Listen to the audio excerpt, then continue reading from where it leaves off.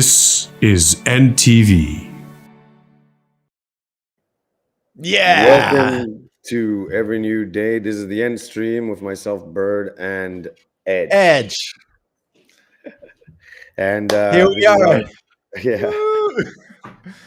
And this is our Wednesday this is the different stream on Wednesdays where we talk about topics that are particular to us that we want to talk about. Unlike the Friday stream, which is our news round stream where we cover all the headlines and stuff throughout the week. The ENDstream, we simultaneously stream across Rumble, Kick, and YouTube, so don't forget to subscribe and follow us on those channels if you're on those. And we, of course, have our social media, which is our X.com account, and we also have our Instagram. And we have our community, the Discord, which a recent member recently said, like, oh, it's dead. But that's because we're trying to grow it. But it's not. Yeah, it's not. We're trying to grow it. Like, what did they exactly. expect? So I'll just post those in the chat as well. Well, that's our goal. Yeah. To build it, obviously.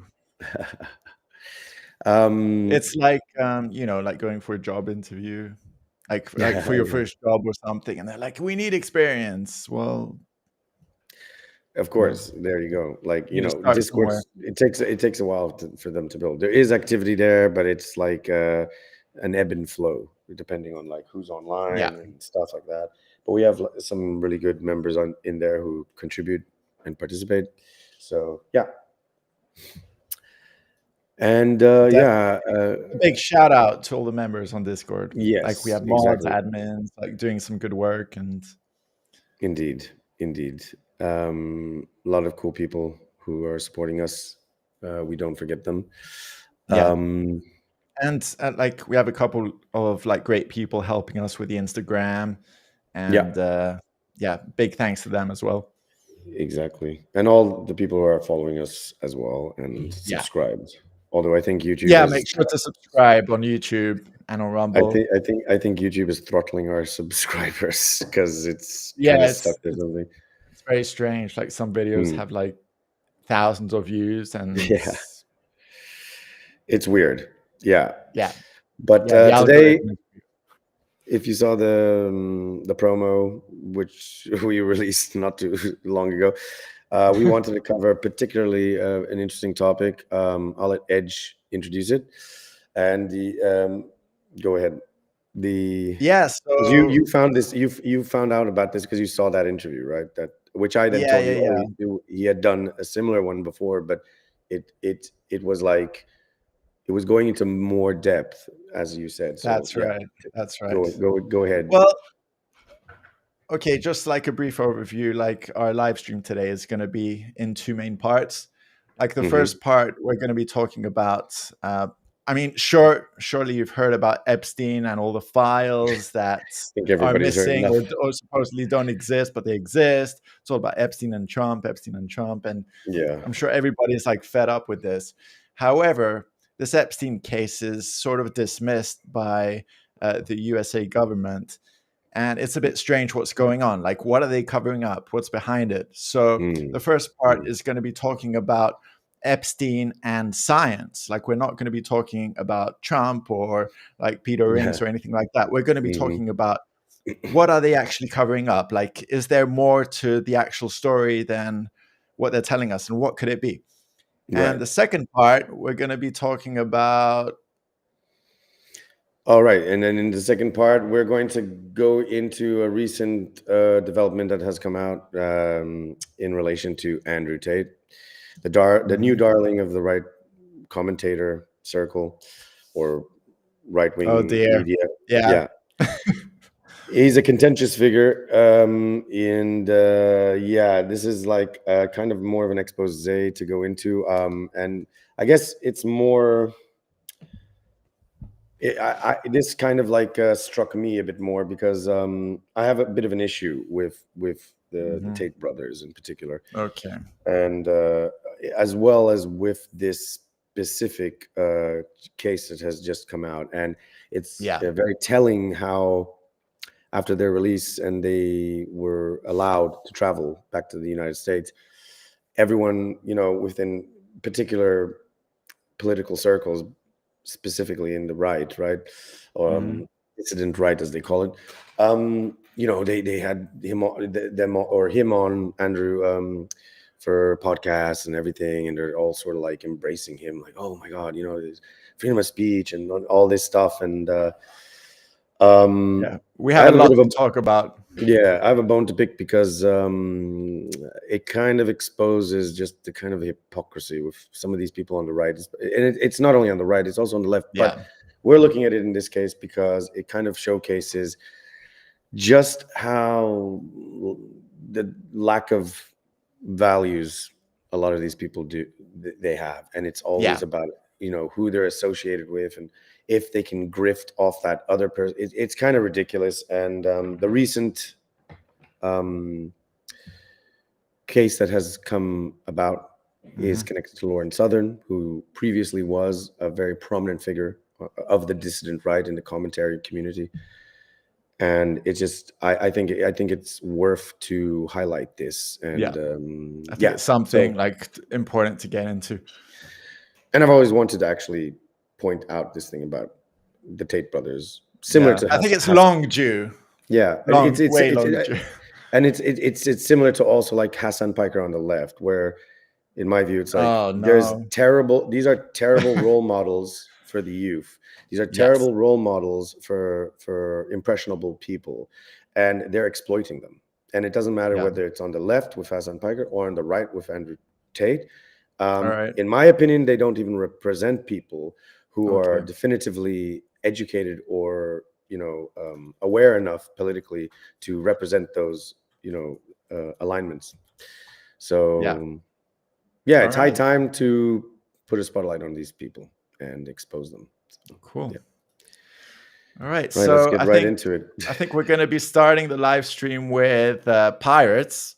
All right, and our army matey. Yeah, do you know? So you've probably heard of Blackbeard, the infamous pirate with the wild, untamed black beard and reputation that made sailors tremble. But what if I told you he wasn't exactly who history made him out to be? That behind the legend was something way more complicated, maybe even something hidden right in plain sight. Just like the secrets lurking beneath places like St. Thomas in the U.S. Virgin Islands, or the shadowy world of Epstein scientists, the truth isn't always what it seems to be, like at first glance, like that we mentioned.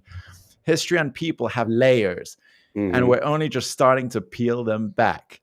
So before we dive into those mysterious stories, let's take a moment to look at Blackbeard, the man, the myth, the legend, and ask ourselves how much of what we think we know is actually true. So Blackbeard. This guy over here with the crazy thick beard who looked like a walking nightmare on the high seas.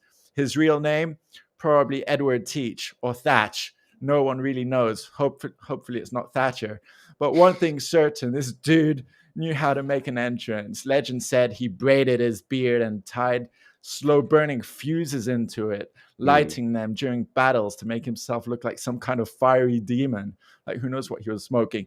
Imagine seeing that coming at you, like through the fog. So he ruled the Caribbean and the American East Coast from about like 1716 to 1718, terrorizing merchant ships and his flagship, the Queen Anne's Revenge. Now, fun fact, his ship was actually a captured French slave ship that he pimped out with cannons and made into his like pirate HQ. But Blackbeard wasn't just a showmanship. He had a reputation. So he wasn't so much about scaring people as he was actually about hurting them. Now, it was all fun until the British Navy caught up to him in 1718 when things got real. He fought and died in a battle. So he was kind of like a pirate rock star, mixing style, fear, and pure legend. Now, why am I mentioning pirates? So this guy was in the Caribbean, but notably, we're going to move a tiny little bit. Okay. Right now, it's all gonna like come together. Curious to know how that fits. Interesting. So we're going to be talking about St. Thomas, which is right. Okay, now I see. Which is an island in the U.S. Virgin Island, which is kind of next to the British Virgin Island, but I'm going to get to that. So the U.S. Virgin Islands might look like a perfect tropical paradise today, but centuries ago, these same crystal blue waters were a playground for pirates, privateers, and smugglers. St. Thomas, one of the main islands, was once a notorious pirate haven during the golden age of piracy in the 1600s and 1700s. When the Danish West India Company took control, they turned St. Thomas into a free port, basically an open invitation for outlaws of the sea. Now, legend has it that Blackbeard roamed these waters. There's a historic tower on St. Thomas called Blackbeard's Castle, though whether he actually used it or not is still up to debate. Right nearby is so there's like a big tale, and these aren't just tourist traps. They're living reminders of the island's rebellious past. So give me a second. No problem. Pull up a video. So this is in regards to his castle? Yeah. Okay. So this is basically a short that shows off the place. Okay. I'm gonna turn the music off so we don't get flagged. Yeah, probably best. Yeah. So yeah, it's basically like a tower with a big statue of his right outside. All right. Okay, like a keep or something. Yes. Yeah, you got like the resort area right there. So okay. And now, hang on a sec.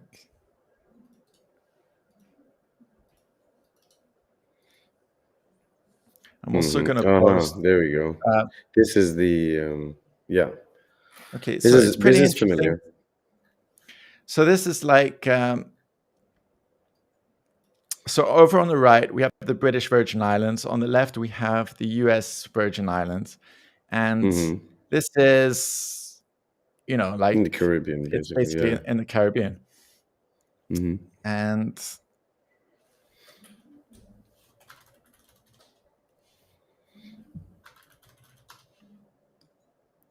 So this is the island of St. Thomas. Okay. So there's like a lot going on over here. And as you can see from the photos, it's pretty nice. However, on the bottom right, there's a little place. Yeah. It's another island called Little St. James. Yeah. We've all heard of that one. It's also known as Epstein Island. Right. So let me continue. So meanwhile, like nearby islands like St. John and St. Croix saw their share of colonial drama and naval skirmishes, but St. Thomas was definitely the epicenter of pirate lore. Then there's Little St. James Island. Today is famous for very different reasons, like we mentioned. Unlike its neighbors, this island has no known ties to the pirate era. Its dark reputation is modern, far removed from cannonballs and cutlasses of centuries past. So I also want to show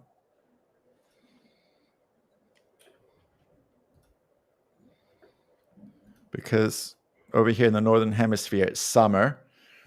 So this is what it looks like. It's pretty nice. Like imagine going to this place. Yeah. It looks kind of like Hawaii or Jamaica or Bahamas. Yeah, it's a nice place. Holiday getaway resort island, sort of thing, in the Caribbean. Right. So there's also like a story behind the Virgin Islands name, and it comes from back in like Christopher Columbus times, like near the Caribbean. And he named them after Saint Ursula. And according to a legend, she was a Christian princess who traveled with 11,000 virgin followers. So they named it like Virgin Islands. That's crazy. So that's where it gets the name from. All right. Yes, I see it's now. Insane. Right. And in fact, the U.S. Virgin Islands like St. Thomas, St. John, and St. Croix were actually bought by Denmark, from Denmark by the US in 1917. Mm-hmm. And the British Virgin Islands are a British territory, as you can tell. But apparently British people to live there, they can only stay there for like 6 months because it's like an overseas territory. All right. Okay. Mm-hmm. And everything over there is more expensive than the US mainland because they have like high import costs, limited local competition, tourist-driven pricing, like everything adds up. Groceries, electronics, even meals at restaurants cost a lot more. Mm-hmm. But there are perks, like they've got duty-free shopping. So on luxury goods like jewelry, alcohol, perfumes, there isn't any tax. So it balances out. Well, for people buying this kind of thing. Well, I remember that, if I recall, like the Caribbean is also known for a lot of like offshore type stuff, yes, like where people have offshore accounts and things like this there. So it's been known for that. So it's an interesting sort of like oasis for like people trying to like escape tax and all this other stuff. Yeah. Yeah. And interestingly enough, like Epstein's Island is just like southeast of like St. Thomas. So it's almost linked, like you can go there with a small boat. And apparently Epstein's Island, you remember that he was arrested and well, it was actually put up for sale. Like I don't remember the date he was found dead in his cell, but apparently his island was up for sale for 125 million. It was actually for two islands, Little St. James, which was the Epstein Island, and another one, Great St. James. So they went up, listed for 125 million back in 2022. This is an article from then. And also, it was in just because you were asking, it was in 2019 he was found dead. Yeah. Okay. Which would make sense with the article because it was like about like 2 years later, I guess, after the fact. Okay. And what's interesting is that they wanted to like make it a resort. And today, like there's a billionaire investor, Stephen Dekoff, who bought it and Great St. James, not for 125 that it was for sale, but actually for around 60 million. Like he got both islands. Okay. And now they are planning on like making it into a resort that supposedly was meant to start like from this year. So I don't know what all this news is doing for this guy's business over there, but it's pretty interesting. Don't know how that's going to work. I mean, I don't know. Fly. I mean, who's going to go there? This island is so notorious. I don't know if, like, exactly. Like, exactly. It's something like out of American Horror Story. It's kind of like out of The Shining. I don't know, some creepy ass or place. There's that, that TV series. What is it? White Lotus. I think it's called White Lotus, right? It's where like every I haven't seen that. Has this weird. Well, it's in there's a resort in a different country or something, and it's like it's always something weird going on or whatever, Okay. So that's like everything to do with St. James and St. Thomas. Like I thought it would be interesting, like to show where the island is in proximity to everything else, and that there's like a story like with pirates and stuff. So anyway, so let's talk a bit about Epstein. Where does he come from? Like, what's his background? Like, are we actually talking about this? So Jeffrey Epstein wasn't some creepy billionaire with a dark secret. His story actually begins way earlier than you might think. In the 1970s, when he was working as a high school. He was a math and physics teacher. And get this, he didn't even have a college degree, apparently. I'm surprised how you can teach without having a college degree in those fields. Maybe it was like different times. So from teaching teens equations, Epstein somehow made a massive leap into the high stakes world of finance, managing money from ultra rich clients and building serious connections with powerful people in science, technology, and academia. But he also like had ties to Harvard. Now, what was weird is that his ties to Harvard weren't just shady, they were strategic. So like in the 1990s, he was a teacher in the 1970s, but like starting in the 1990s, Epstein began donating like big money to Harvard. Now, where did he get this money from? Now, over nearly 2 decades, he gave more than $9 million. The biggest chunk, $6.5 million in 2003, went towards creating a prestigious new science initiative called the Program for Evolutionary Dynamics. Well, okay, interesting. And there's an article here that talks about Epstein. What that was about, or because what was that called again? Evolutionary Dynamics. It's called the Program for Evolutionary Dynamics. Give me a second. Okay, that's a very curious title there, but yeah.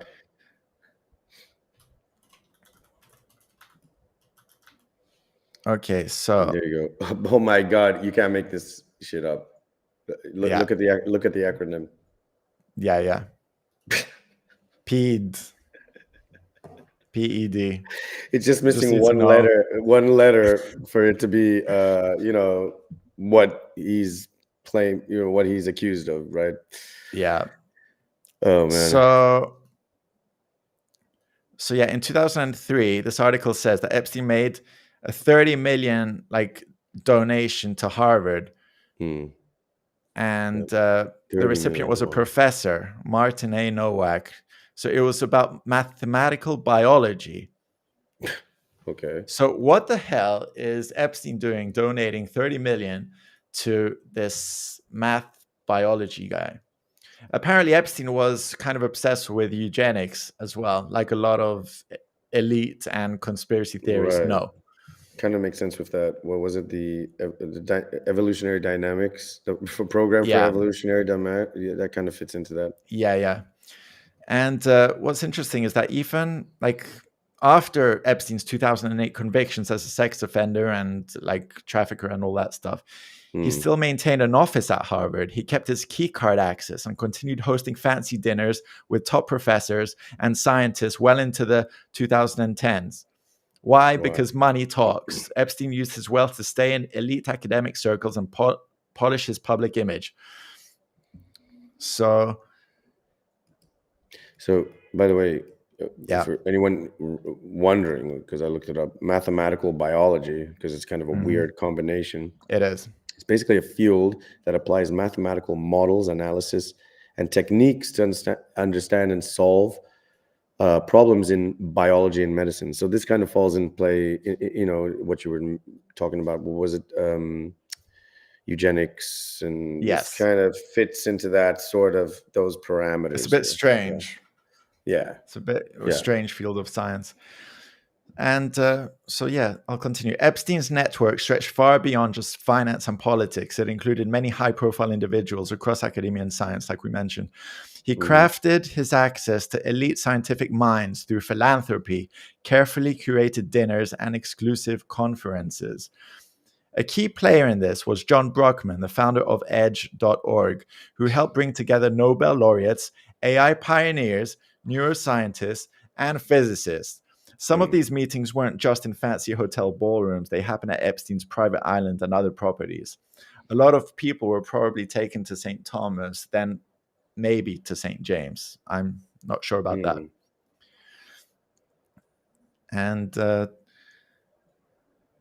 some other scientists that Epstein interacted with was physicist Lawrence Krauss, neuroscientist Mark Hauser, and others connected to major institutions like Harvard that we mentioned and MIT. His money supported scientific research and conferences, giving him a foothold in the world of cutting-edge science. Now, what's kind of interesting is that a lot of these rich people, they donate a lot of things to causes, right? To get tax-free, tax benefits. But why was he investing so much into science? You would think it would be to a charity or something, but it wasn't. So here's an article from The Edge, and it talks about, limits. No. Give me a sec. I'll share another one. You stuck with the paywall, right? At least I can subscribe to everything nowadays. Otherwise, you can't read it. Even in a private window, I can't open it. No. But yeah, that's okay. So Epstein had parties and private dinners. And here's an article from The Guardian from, was it 2019? So it's not that far off. It's 6 years old almost. And it talks about Jeffrey Epstein, private jets, parties, and eugenics. And it talks about like him being involved in the world of scientists. And it also mentions Virginia Giuffre, which we'll mention a bit later. And so, yeah. Virginia Giuffre. Oh, interesting. Okay. So the question remains, like, why was he meddling? Why was he weaving himself into the fabric of the scientific elite? Was it just philanthropy or something darker? So notable scientists, so other scientists with Epstein, because I'd like to mention these names because names is everything that they're not giving us.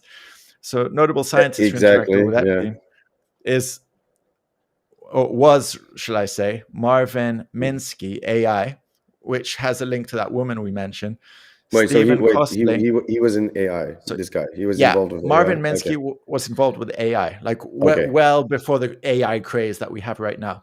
Right. Also, a guy called Stephen Koslin, which has to do something with cognition, the science of cognition. Oh, like cognitive, right. Cognitive. Probably. Okay. Physics. In the world of physics, we have a scientist called Murray Gell-Mann and another guy called Ed Boyden, who deals with neuroscience, and Martin Nowak, which has to do with evolutionary dynamics.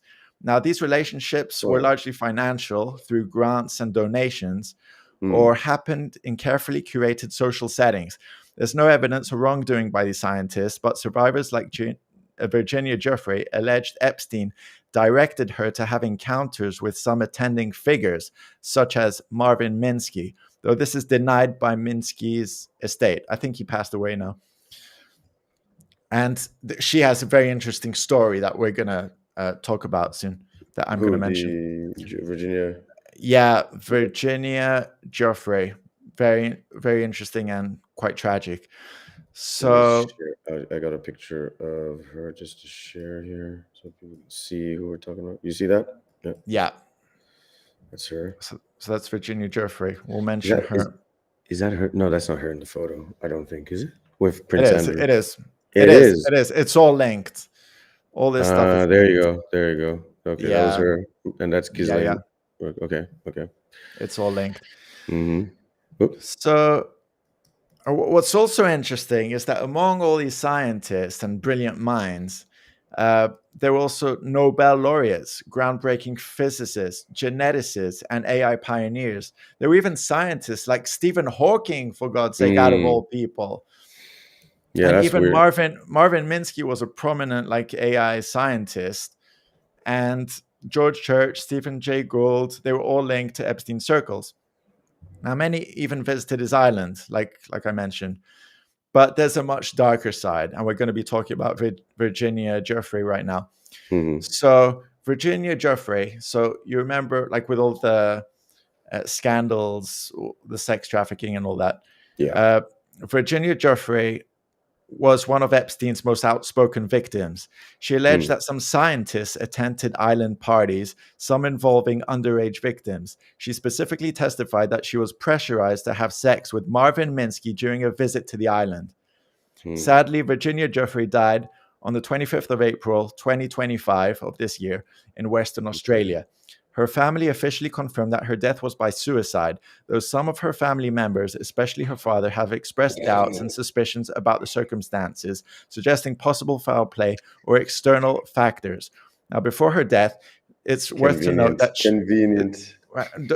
but don't jump to conclusions because there might be some other things. All right. Before her death, she had been hospitalized due to serious injuries from abuse by her estranged husband, and also there was a car accident, both contributing to a difficult mental and physical state. She even tweeted, or I'm not sure if it was a tweet, but she also mentioned that she was gonna die or something, like on the internet, just from the car accident. Now, public available evidence supports the official ruling of suicide, but the controversy around her death remains, as you can imagine. Now, But what was for sure is that she had a lot going on in her head, and a lot of personal issues going on. So what I can only assume is that she went through some sort of trauma, and it probably came out into her personal life. And Virginia's accusations focus mainly on Epstein, Ghislaine Maxwell, and some powerful men, not on scientists directly. There is no credible verified information linking her directly to scientists beyond the broader Epstein scandal context. Now, Epstein cultivated an image as a generous science philanthropist. He donated millions over, what did we say to Harvard? 30 million? Or it says 9 million? Yeah, I'm not sure about what the source is. I think it was 30 million. Yeah. Okay. And hundreds of thousands to MIT and the Santa Fe Institute. His donation supported genetics, evolutionary biology, physics, and AI. Let's have a look at, hang on. So what the heck was Epstein really involved in? What was he trying to get into? So this is actually a different article than the previous Guardian one, even though they use the same picture. And it shows, it's an old one, from 2019, but it shows that he donated a lot of money before his guilty plea as well. So it's definitely not a small amount that we're talking about here. And Epstein's interest in science went beyond funding research. Reports suggest that he was obsessed with eugenics, the idea of improving the human race through genetics. He reported wanting to use science to create a super race, even believing his own DNA could be the seed for this new evolution. Epstein's scientific pursuits were deeply intertwined with disturbing personal fantasies and ambitions. I mean, it kind of plays into also the kind of perverse lifestyle. Usually that goes hand in hand when you have this when you have this fascination with what what you were talking about, with creating the superior being and all this. Yes. And at the same time you treating other people that you consider to be less than, as nothing more than playthings. Or you see, even this Guardian article reports on to create superior humans. This is crazy. That's straight out of World War II. I know exactly. That's where my mind went. And you're thinking, what is guy? I mean, one thing I do know, which you probably also do know, is that the idea for eugenics was not made popular by the Germans during the 30s. This has been a thing that's been around for a while. And it still proliferates in other realms to this day. Now, I just want to share a small, a short article. Well, a clip rather. Okay. So this is from Voidzilla. All right, cool. So this is audio for this, right? Okay, cool. Yeah. Right. And I'm just going to play 30 seconds of this. And it's about repressing information, if I remember correctly. Okay, just one sec. Can't scroll it. Let me put it over here.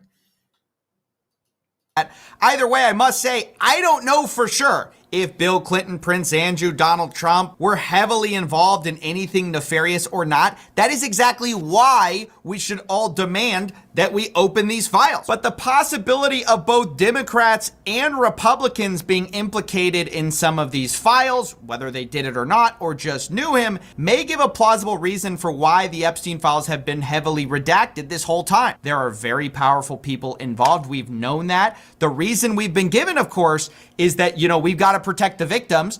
The real reason behind the scenes is really they're protecting the powerful people. Now, the most charitable... That's what I wanted to share. They're protecting the powerful people. Yeah.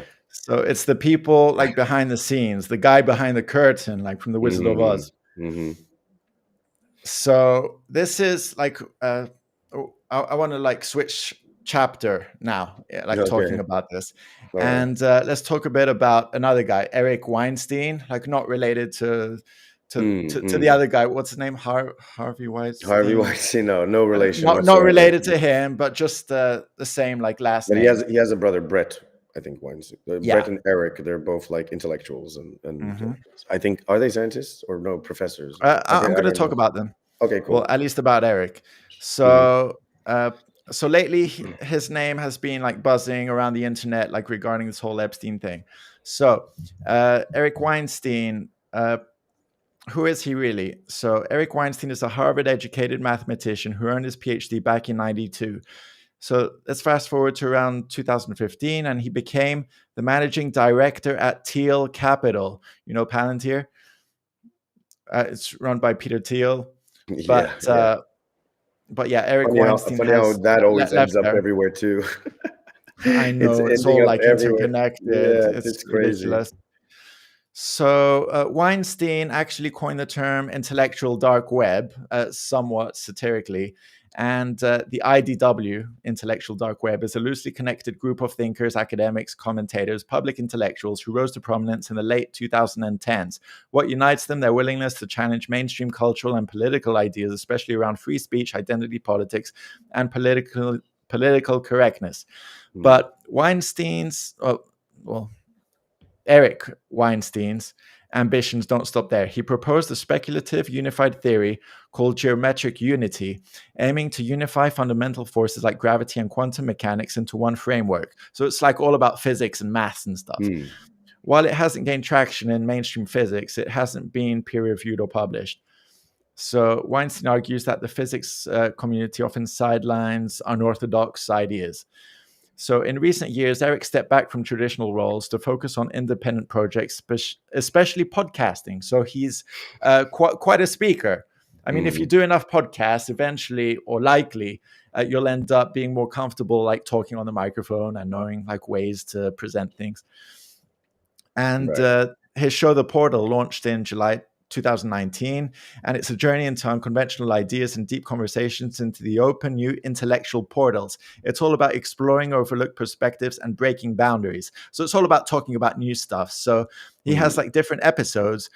Interestingly enough, like I just wanted to mention to you, the first episode, he interviews like Peter Thiel, which is about innovation, stagnation, and broken institutions.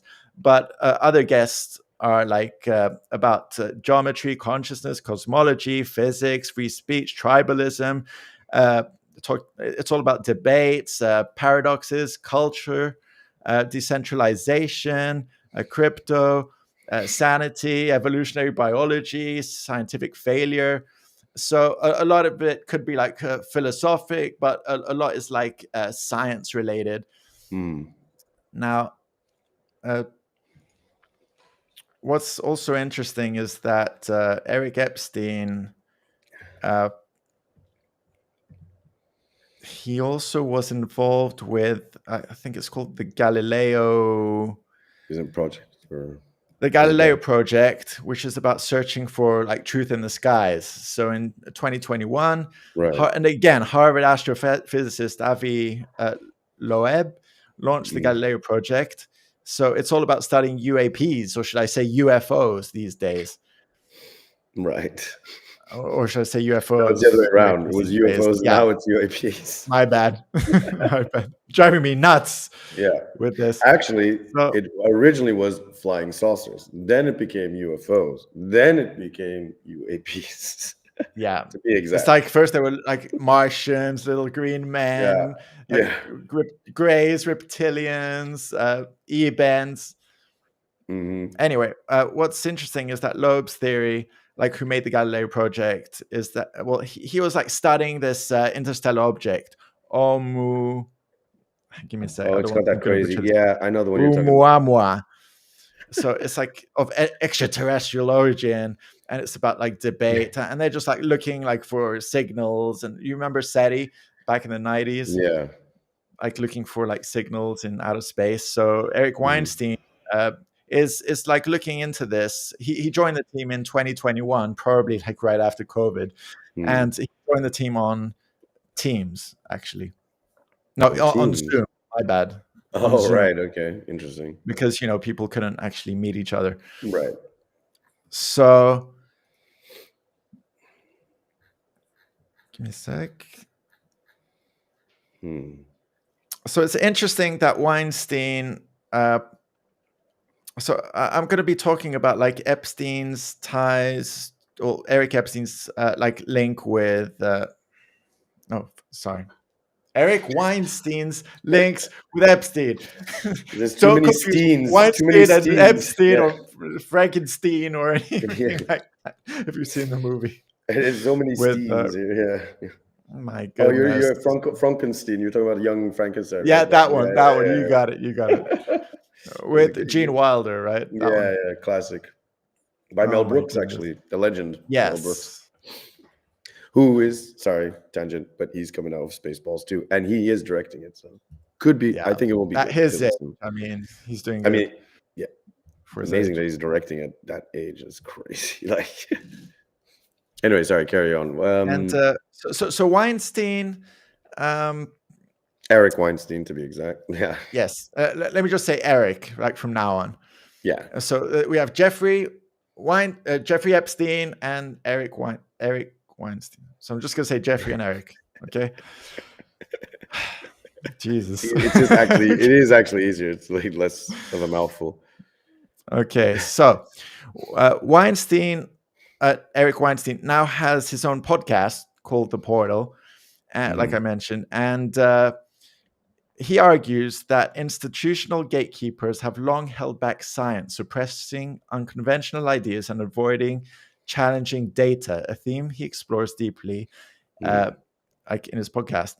And so for him, science should never shy away from data that challenges mainstream paradigms. And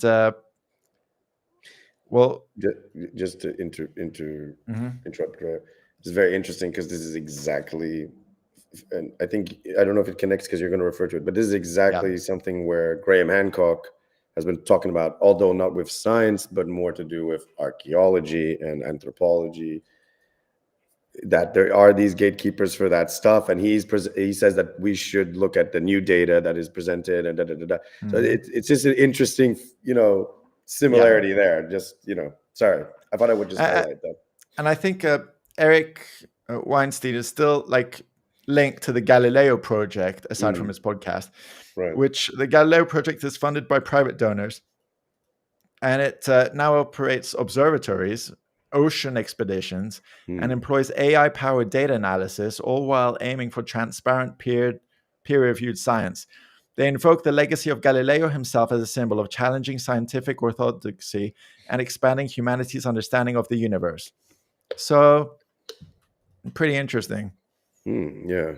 I mean, you wouldn't really expect prominent scientists or Harvard graduates to have an open mind. This is the project, right? Yeah, so they have their own website on Harvard. Okay, so this is actually on Harvard itself, right? So it's connected to Harvard University. This is a project that was initiated by Harvard University. Okay. Yeah. AV Loeb. So that's and this is when he's talking about UFOs on his podcast and stuff. I mean, because it's him, probably everything is sort of intertwined and linked. And what's funny is that Eric was interviewed recently, and this is a bit off topic, but he was asked what his passions were, and he actually mentioned at that point in time his passions were tropical fruit and discovering flavors and shapes and stuff. Wait, maybe from other places. That was Eric. Okay, okay. Eric. So it's completely out of the blue. So over here we have a photo of Avi Loeb. Yeah. So this is the guy who did the Galileo project. What is it? Galileo looking for? What was his? You scroll down to the. Was it the Galileo looking at the four Moons of Jupiter. Okay. I guess that's a statue there. All right. Interesting. Yeah. Okay. So what do we know so far? So we have like Eric Weinstein, so Harvard PhD mathematician, former Thiel Capital director. He coined the intellectual dark web, runs the podcast. And so let's look at an interview, which is... with Eric Weinstein, I assume. Yeah, give me one sec. I want to pull it up.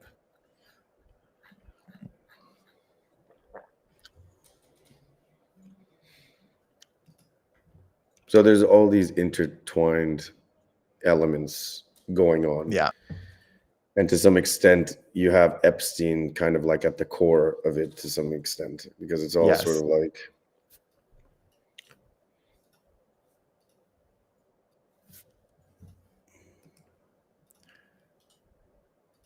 The Galileo, okay. Okay, so this is... this was taken 5 years ago. Oh, I remember this. Is like there is some glass wall that is preventing the Epstein story from being discussed properly. Everyone's interested in it. The questions are basic. So this is on a YouTube channel by Rob Watt, W-A-T-T, if you want to check it out. We're just going to play a bit of it. And there's a guaranteed story to write. Simply ask the most basic questions of the officials involved and print whatever comes back. Whatever it is, there's no possibility of an uninteresting answer to the central questions. And yet, the central questions are not asked. And what are those central questions? The first one is very simple. You have to ask every government that might be involved, was Jeffrey Epstein known to be attached to any intelligence agency anywhere in the world? Then you have to ask, were his vile activities known to the intelligence agencies, and was there any kind of tacit approval or understanding, or is there a categorical denial that such techniques may never be used on this? Okay. It's been over 6 months. This Been a doesn't bit take longer that than long that. to get a no comment from the CIA. I'm not the talking NSA, about the and no state. comment. I'm not talking about the no comment. My point was going to be, given the there must be some investigative journalists working on it. I completely agree with your points about the no comments. Like that is not being... I'm sorry, it's not a question of some investigative journalists. I guess I rationalized it by thinking he's clearly got no self-awareness. Maybe he did think that he could clear his name. Nobody. Anyway, I just wanted to show that there's this article, which is pretty interesting because he was talking about the Epstein thing from back then. Right. So I'm going to share further clips.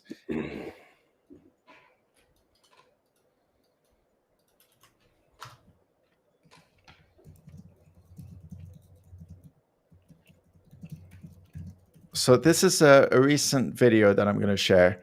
That's from 1 year ago, like instead of 5. That was the previous one.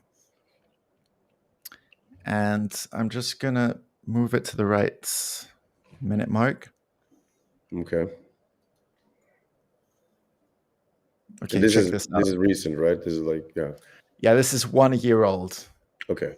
And I'm going to play an even recent one after this. All right. It takes a moderate amount of cognitive horsepower to be able to piece together this theater that you sat down at. Yeah. Deployed in a nefarious, malicious, manipulative way. Mm-hmm. So I just want to mention that Eric Weinstein met Epstein once around 2004 in Epstein's townhouse on East 71 First Street in Manhattan. And so let's see what Weinstein has to say about it. But it's smart. What do you mean it's smart? Say more. It's not something that could be done by a simple mind. You think he did it? Oh, he has a team of manipulators? No, when I say I think he was a construct, I literally mean that. I think he was constructed, like fitted with a story. Oh, so you think he was a plant? No, I think he was a construct. What's that? Okay, you're going to have to dig into. I think Jeffrey Epstein, super genius financier, was not a thing that existed. Where did the money come from? There you go. You're gonna mumble. Where did the money come from? Show me the money. You have to follow the money. Yeah. And now I'm going to fast forward to another point. So this is a video by Chris Williamson on YouTube. I recommend it. He has a pretty good channel. I just found really weird is that he knew about my research, and it turned out that he was connected to my graduate department at Harvard. So he had a connection to the Harvard math department, unbeknownst to me. I don't know when that. I know 2 of the professors he was connected through. But this is some unholy story. It has nothing to do with Jeffrey Epstein. It has to do with whatever this thing was. We tripped over a thing. A thing? What is it? We tripped over a structure.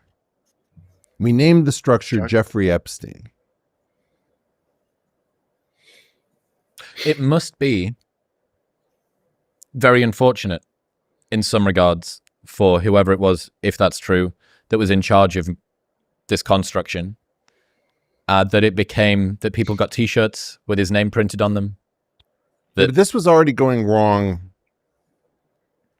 in the early 2000s.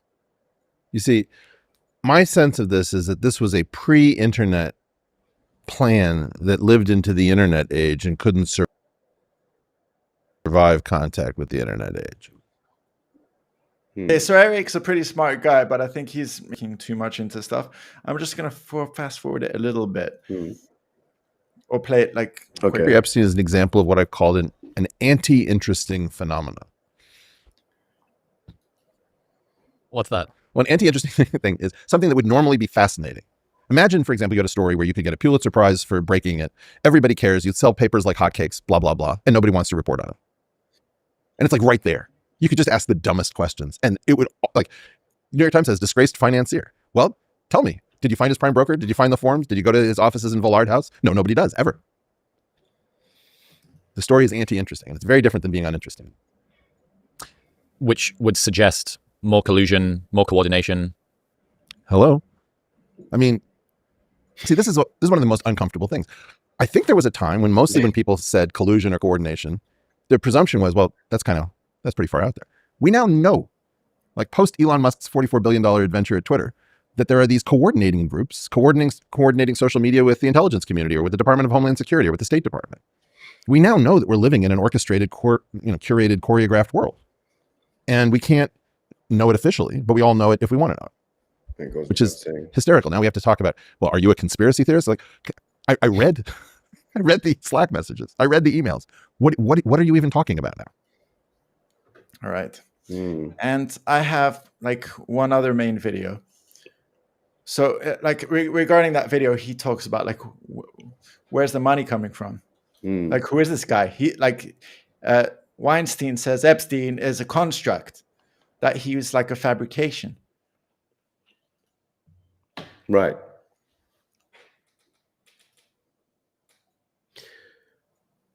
But in some ways, you could also say the same about someone like Diddy, right? Yeah. Hang on, let me just find the video. It's from interview with the CEO, right? I guess, yeah, that's the one, right? I had it, but...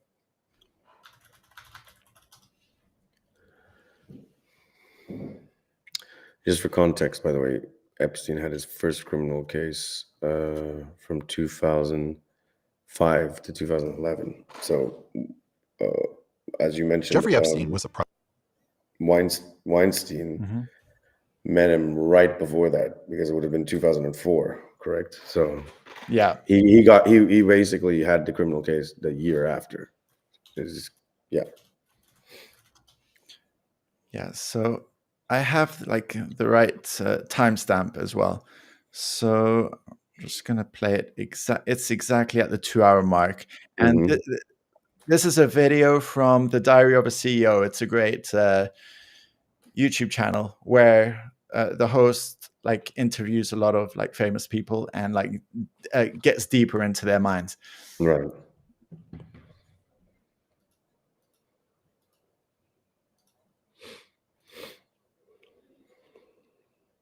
Enough to keep its own secrets.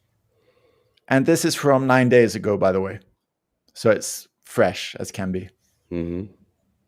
This is an abomination. You cannot destroy your A-team. Who are you referring to when you say people are being destroyed? Are you referring to people like yourself? You know, if you look at, for example, Jeffrey Epstein. Jeffrey Epstein conducted a conference called Confronting Gravity. That's the one Stephen Hawking Jeffrey went Epstein to. was, but I would certainly bet money that he was a product of at least one or more elements of the intelligence community. The CIA, the FBI. Those are ours, right? Department of Homeland Security has some of this stuff. Geospatial intelligence has some of this. You know, it's a large. I'll pause it there. When he says those are ours, it seems like maybe he's like referring to Weinstein being part of. Is it like foreign or a different department altogether, like a secret ops like department? I don't know, or foreign. The way I took from it is that he's kind of connected to other intelligence agencies as well. Mm-hmm. Yeah, large network. I'm talking about people like David Grush. I'm going to pause it here. David Grush. Yes. Underneath it says he was interviewed for like the congressional hearings for the UAP UFO disclosure movement. Yeah, he's one of the few. I mean, he worked in the, as far as I remember, I think it's in the Air Force, and he actually testified that he has literally seen, I think, beings. Wow. And that he knows of them being real, and that there's organic matter that has been recovered. And I don't know, some like pretty big claims, like some pretty big. I mean, he's but then there's also like the pushback. Talking about people potentially like David Fravor. I'm talking about people like Jake Barber. I'm talking about scientists like Leo Szilard. Imagine if Leo Szilard didn't know that the Manhattan Project was going on, or Jack Raper, a journalist who broke a story. These people all think that they're doing their jobs. I desperately want to know why Jeffrey Epstein knew so much about my work. And I want to know why he was connected to my graduate program. Again, I was in the Harvard mathematics department. Jeffrey Epstein was absolutely connected to the Harvard math department. I want to know why. How was he connected to that department? You're pushing me to say things I'm not going to say. But I don't mind. I'm curious. I'm not trying to push you. I understand, but I'm just not going to do it.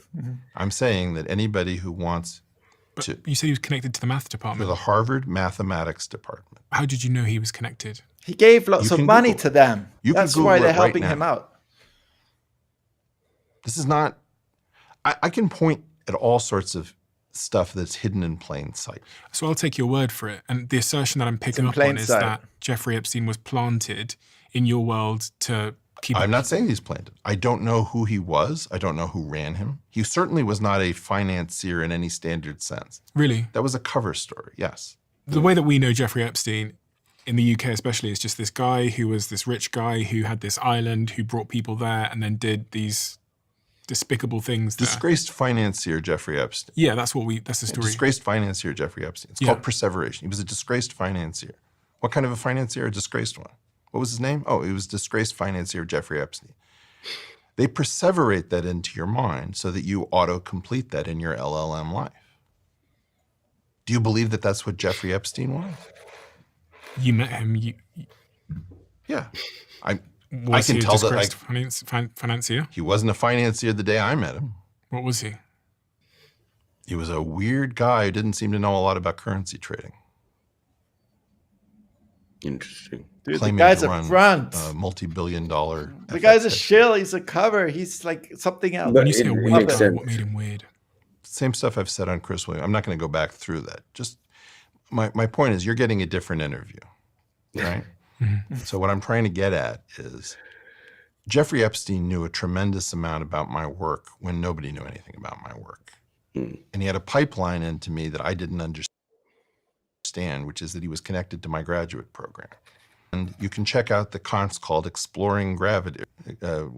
Again, gravity. There's a workshop called Confronting Gravity. Confronting Gravity, that's right. In March 2006. Yeah, what is Jeffrey Epstein? Jeffrey Epstein is very focused on gravity. Was it a gravity conference? Yeah. It was about gravity? Yeah. What the fuck was he so doing wicked. Gravity? It's like defying gravity. It was very important to get Nobel laureates and some of the smartest people on Earth to come to the Virgin Islands and talk about gravity. Stephen Hawking was there, David Gross was there, Lawrence Krauss was there, Lisa Randall was there, right before his conviction. And I'm telling you, he was very focused on the Harvard math department, and he knew all about. All right. Well, whoever wants, they can see the entire of this video because it's like 2.5 hours. But yeah, about the defying gravity or gravity rather, like subject that they talked about on the island, or maybe on St. Thomas rather than like St. James. I already mentioned that they were next to each other. So they talked a lot about like quantum physics, the nature of black holes, the information paradox, quantum gravity theories. It was a lot about gravity, space-time, string theory, fundamental levels. So there was no public or credible evidence that this event was a front or had any ties to Jeffrey Epstein. However, like putting all the dots together, it seems a bit strange. And what's very interesting is that there were also like AI researchers. Now, it's easy to connect the dots with high-level science, secrecy, and exotic topics like gravity and black holes. But there's no public record or whistleblower info that links St. Thomas Symposium to covert operations or Epstein. Now, what it does, how it does connect though, is are things that could, like if you think about physics, and if you think about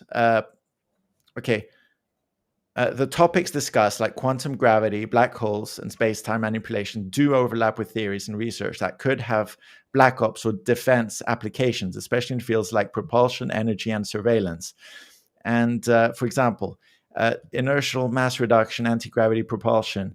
Now, that could have some sort of connection to like projects like Boeing's Phantom Works, Lockheed's Skunk Works, or alleged US Air Force programs, warp drives that could be used, let's say, for space-time, or like NASA's Eagle Works, DARPA's Breakthrough Propulsion Physics program, which is now discontinued, and exotic propulsion theories.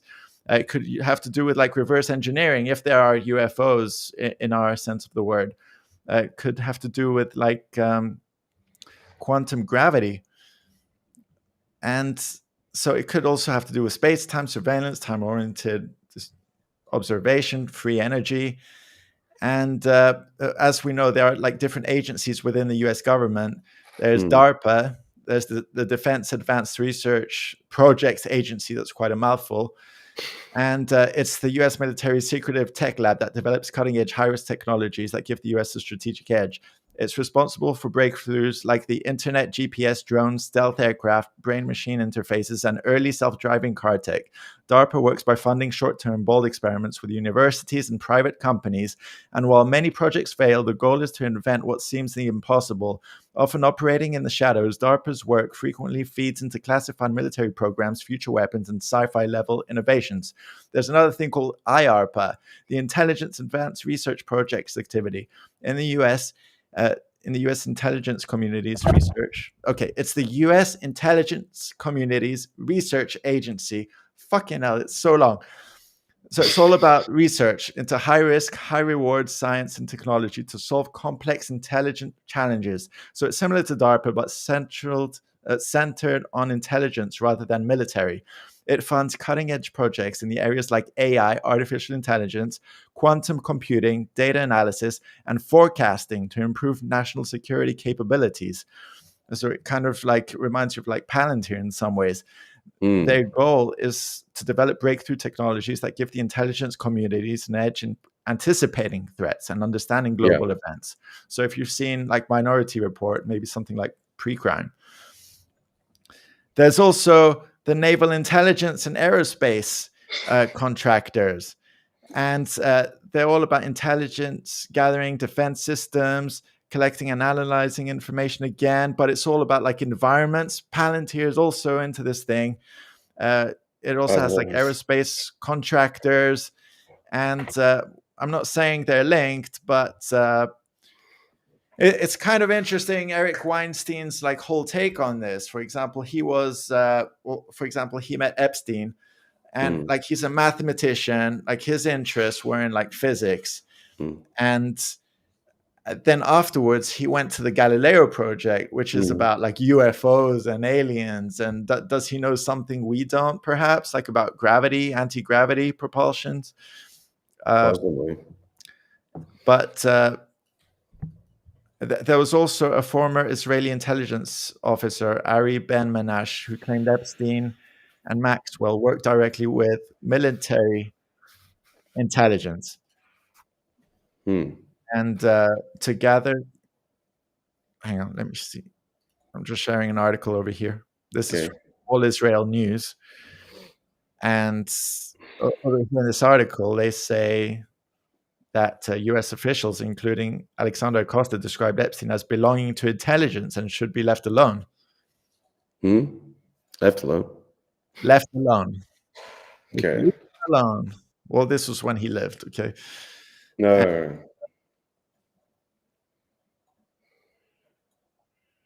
So yes, it's interesting. Hang on.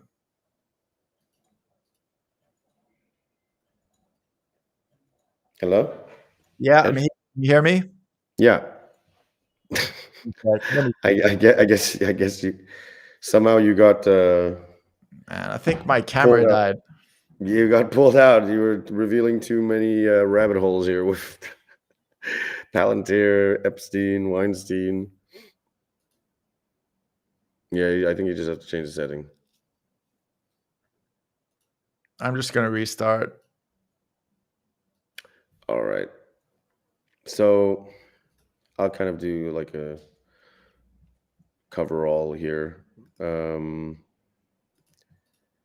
what we've uncovered is that Eric Weinstein was approached by Jeffrey Epstein back in 2004. This is before he was convicted, which was in his first trial, which was in 2005. What was it exactly? I think it was obviously the criminal case was in relation to like sexual assault as well, or having paid, soliciting, etc., like this. And because I don't know if we showed that right in the clip, but I do know that originally Eric Weinstein met with Jeffrey Epstein because he was informed that because he was a tax advisor, right? That's what Jeffrey Epstein was. He was being this like overly expensive tax advisor for all these these elite people, which nobody understood. Like, how is this guy making like tens of millions for being a tax advisor? And from what I know is that Eric Weinstein was informed, okay, you have to talk to this guy because this guy, he's really good and he's like a rock star, right? So he did, and then uncovered, just from his meeting alone, he felt that something stank, something was rotten in the state of Denmark. He didn't vibe. He didn't believe that this guy was literally a tax advisor, or he knew anything really about. Now we got the ambulances coming here, where he had any actual clue about like where to put investments and stuff like this. So he was just like, nah, you know what? I'm not going to touch that with a barge pole. And one of the few people actually to come out and say that. I'm obviously referring to Eric Weinstein. But what's interesting is then he's also now questioning, because you showed it now, like, okay, why did this guy have interest in my math, the mathematics? Why did this guy How was he connected to my department? So the plot thickens, actually. It wasn't originally like, oh, meeting up to talk about like financial investments and stuff. Yes. But there's a lot more to it, right? So, yeah. I also found like online that Epstein invested in Carbyne. So it's like an Israeli startup chaired by former Prime Minister Ehud Barak, also ex-head of military intelligence, Unit 8200. Carbyne's leadership is dominated by Unit 8200 alumni, cyber surveillance defense. It markets software to emergency services, but critics warn it could function as mass surveillance technology. We covered about Barak was the rival of Netanyahu. Yes, and apparently the connection. Forget now what it was. Wasn't it something to do with there was like some. He was connected, or it's alleged he's connected to some sort of like spy thing with Epstein. That came out, I think, or whatever. Yeah.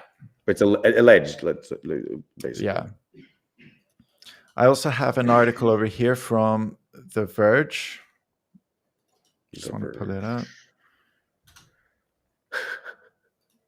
It's not opening. Oh no. I'm going to make it open. Okay, I made it open. Good. So there's this article. Yeah. It's probably the one that doesn't open anymore. No. But it's from, I think it was 2019. And it's, anyway, it basically said that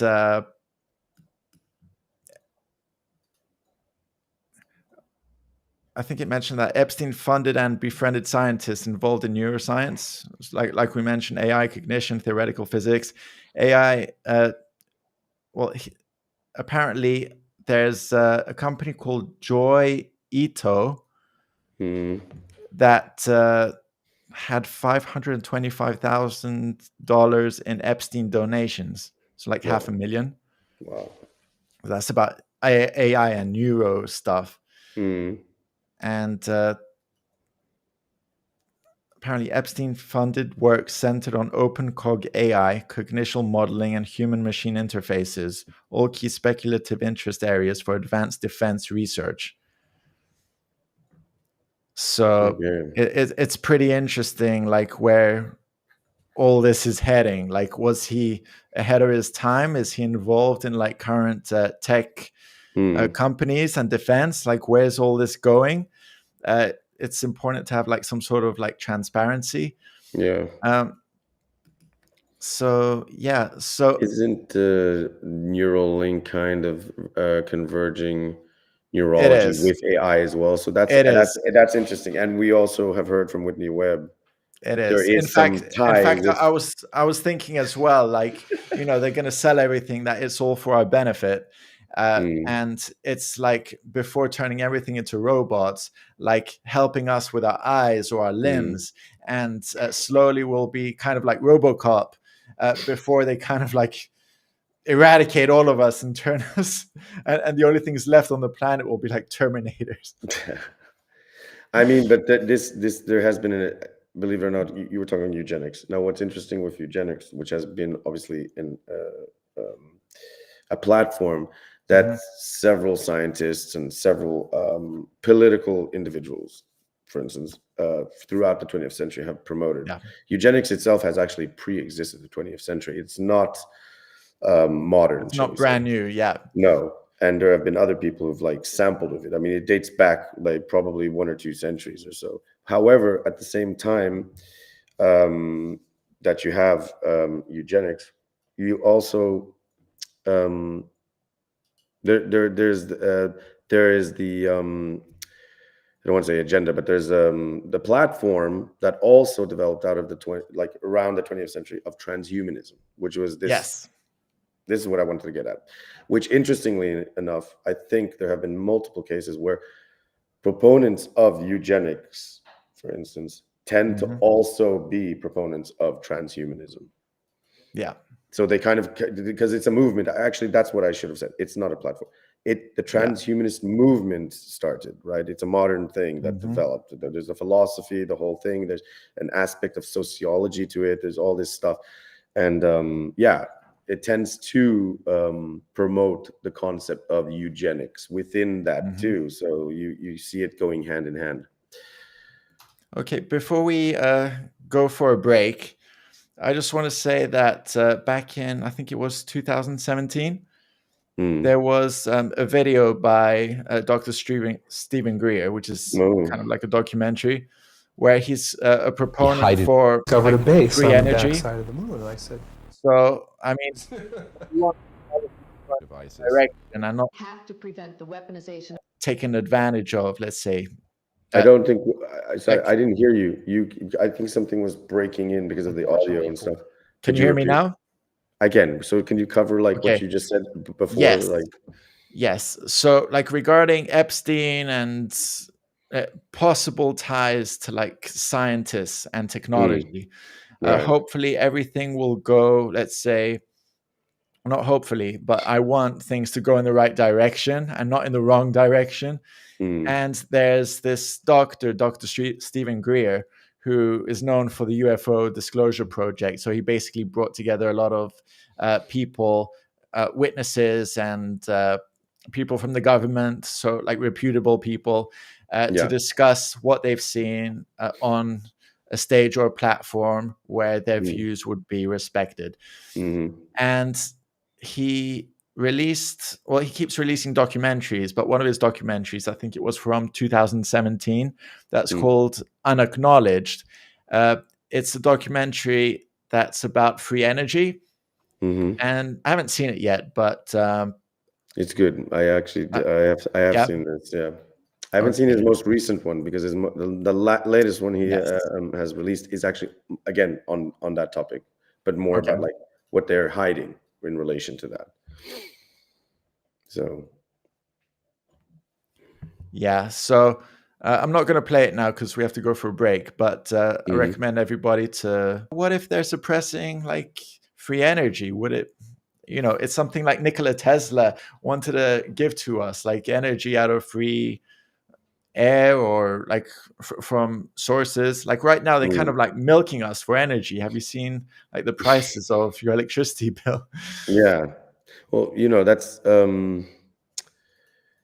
interestingly enough, there I think there was a video or something, but where they're talking about how there have been these inventors and these people who have like brought this technology, like for instance, a car that runs on water, and then mysteriously the guy, like hydrogen, right? Like separating oxygen from hydrogen. And then he dies or something. It's like, oh, well, and there's always these cases, right? Like someone comes up with a cure for something. Apparently all the oil companies, probably Shell, but I'm not sure. Don't quote me on that. Don't kill me. I'm not on suicide watch. Have a long life to live. Apparently, like oil companies own the patents for these sort of things. So people, even if they had the technology, they can't really release it unless they're taken to court. But I'm not sure. I'm not sure what's going on. But they need to do something about energy. Like, I don't know what the solution is. I think there is a case to be made that a lot of Tesla's patents were taken. I don't know the details about like whatever happened to them, but something like there is a case that where I think it was. I guess I should fact check this, but I think it was the FBI. I'm not sure. Well, he died in New York, right? In a hotel by himself. Like he ended up being all alone. He found dead in 1943 hotel room in New York City. Representatives of the U.S. government's Office of Alien Property seized many times. Dude, you can't. Yeah, you can't. You can't script this. I mean, obviously, I know what they mean by alien here, but it's just it's too fitting, right? Like, for free energy, back engineered stuff. It's like ice back then, but yeah. But so representatives of the U.S. government's Office of Alien Property seized many documents relating to the brilliant and prolific 86-year-old inventor's work. So I guess that would have included the patents. He was brilliant. He had issues, I think, with J.P. Morgan, but also with what's his name, the light bulb guy, Edison. I mean, Edison was more of a businessman and a patent guy rather than an inventor, and probably not many people know that. He also fried an elephant, like, to prove Nikola Tesla's current is the bad way of doing things, but it wasn't.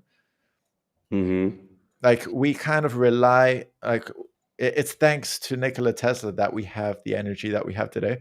Oh, totally, yeah. Like, maybe we should do a special on it sometime. Yeah, I mean, but this, like, Tesla himself, like, he was developing. He invented a secret weapon that could have won. Well, it's claimed. Was it like with lasers or particle beam coastal installation with 100 kilometers lethal range? So yeah, I think it was like some sort of death ray thing. And but this is claimed, right? Like, we I don't think we ever saw anything of fruition. But this is the type of stuff, like, the guy was looking into. I mean, if they have it, they could kill us, like, from a satellite up there, like, aim at us. Wireless electricity. That was the thing that he was a proponent of, where that would be good. I mean, it's not impossible. Yeah, it's not impossible. I mean, when was it? The 80s. Like, we didn't even know about, like, wireless phones. Like, for God's sake, we had radios, but we didn't know about wireless phones. What about, like, right now they have phone charging stations where you don't have to plug it into your phone. Like, the next step will be, like, moving it a bit further. So it'll be very interesting to see where all this is headed. Like, right now, it's all about, like, cloud servers, where in the future you won't have, like, a hard drive, and you'll just have a screen at home and work from there. But going back, wireless electricity and maybe free energy somehow. Yeah, they need to figure it out.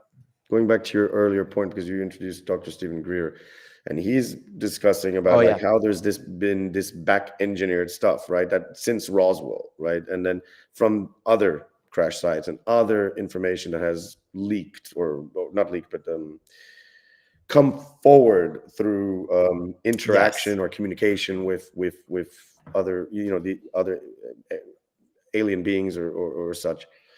And one theory is, and we kind of joked about this, right? Like, we were saying, like, okay, how did technology, at one point it was chugging along, and then all of a sudden it's like, boom. Yeah. Because all these thousands of years, like, it was like a slow gradual rise. And then microchips came and then boom. Suddenly we have cars, airplanes, TVs, phones, video games, video phones, internet, like AI now. Yeah. AI. It's just a bit strange. It's a bit strange how the dates kind of fit. Like, okay, sure, we had World War II and technology comes out of war, but to this extent, it's on a whole other level. The thing that someone had brought up, I remember, I was trying to find the video now or something, but there was something that someone brought up where they said the dawn of the microchip was the game changer, because that was like something that was just like, how the hell did you go from like all these like, massive terminals and things and all, everything was like wire, and then all of a sudden there's like boom, like a calculator the size of a building, and then you had a microchip that came out, and then bam, that just like game change. And the theory is that microchips I'm not saying I believe this, but the theory is that microchip around the 40s, maybe you can fact check when it was first. 1947, Roswell. No, the first microchip. I'm just checking. I've never actually looked it up. 1958 by Texas Instruments, which you know of from the calculators, right? It was known as an integrated circuit, invented by Jack Kilby. Yeah. Amazing. So the claim is that they got this tech right from the crash vehicle wreckage and stuff, and they found this information in this technology, or it was from one of the survivors, right? Because apparently one of one of the beings that were taken, right, and helping them out. I think 2 died and 1 was alive, and they took it or something like this. And then everybody who's watching this is probably going to go like, "Oh, this is crazy." Well, there's a lot of testimony related to this from credible people. I mean, if you can't accept someone from like, these are people from the Air Force, from NASA, from like, this, if you're not going to accept their testimony as credible, that who are you going to accept as credible? I don't know. Yeah. So. It's pretty advanced though. I mean, especially for us, like we're kind of related to like chimpanzees, and I'm just saying. But it's just wild what how all of this kind of like falls into play, because actually a lot of these people, like even Weinstein himself, he's talking about UAPs and UFOs and all this stuff. And that was what Greer was always promoting mostly. It was, yes, there's real UFOs and stuff, like this is real. They're not here to harm us or threaten us. That was one of his major things, because he's always been saying like, okay, they want to weaponize outer space. They want to like create the alien threat. So we like, we start like putting weapons in outer space and all this stuff and militarizing everything. But I lost my train of thought. No. They're militarized. But the main thing that he has been pushing for a while, like you said, since unacknowledged, was the fact that they're hiding a lot of information and tech that would be beneficial for the vast majority of the population in the world. It's something I've been thinking for a while. Like, I mean, if you imagine the whole world is like 8 billion people, obviously these companies are not going to release something that they know about. Say, for example, they have technology that's 200 years in the future. Will they just release it to the masses, or will they just keep it to themselves? Like slowly, they're kind of like feeding us technology with small advances to kind of like milk us out of every single drop of money throughout our lifetime. Also brings up a topic that I discussed earlier today with our editor, production assistant, about ancientification, which is very fascinating, because that falls in hand with what you're talking about, where you have like things that used to be made durable and good, and now it's not only that what you said, but now it's like they're old made, fridges, cars, and now they're not made to last. They're literally made just to always update, this upgrade. In fact, like speaking of technology, like some cars and doors and stuff are like super thin. It's ridiculous. I'm surprised they passed like safety checks. Quality. Safety checks. Like there's no way. Yeah, I don't know. Like smart cars, Toyota Aygos, like to name a couple. I just don't know how they survive. And on that note, I think we should go on a break. We've been at it for like an hour and a half. Yeah. And so remember, like we're currently simultaneously streaming on YouTube, on Rumble, and on Kick. Be sure to subscribe to our YouTube channel. It's very important and will help us a lot. And our social medias are on X, Instagram, and check out our community, our NTV community on Discord. We have a great team going on. And we're off on a break. So we'll be back in 5 minutes. And make sure to stay hydrated. It's important. Stay hydrated. We'll be right back.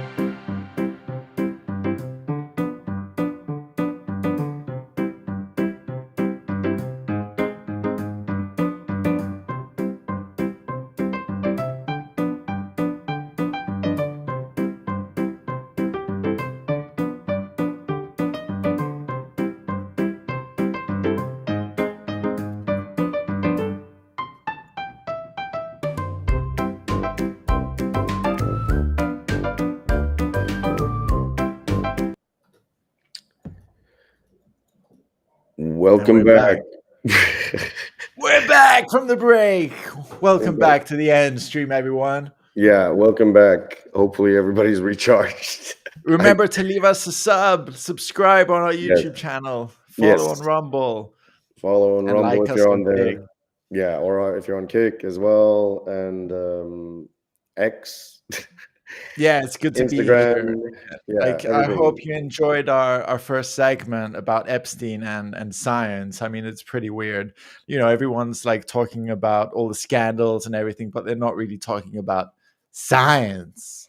And Epstein is like I mentioned earlier, is that he gave like millions to these sort of things, which is pretty insane. And now, like, I'm all pumped for our next segment, which is all about Andrew Tate and him being a complete failure as a role model. I guess also including Tristan Tate, the Tate brothers, joined. What I wanted to just add is that it's very fascinating because it adds another layer to the whole Epstein thing, right? Because there's not only the trafficking thing, the sexual misconduct and all this stuff.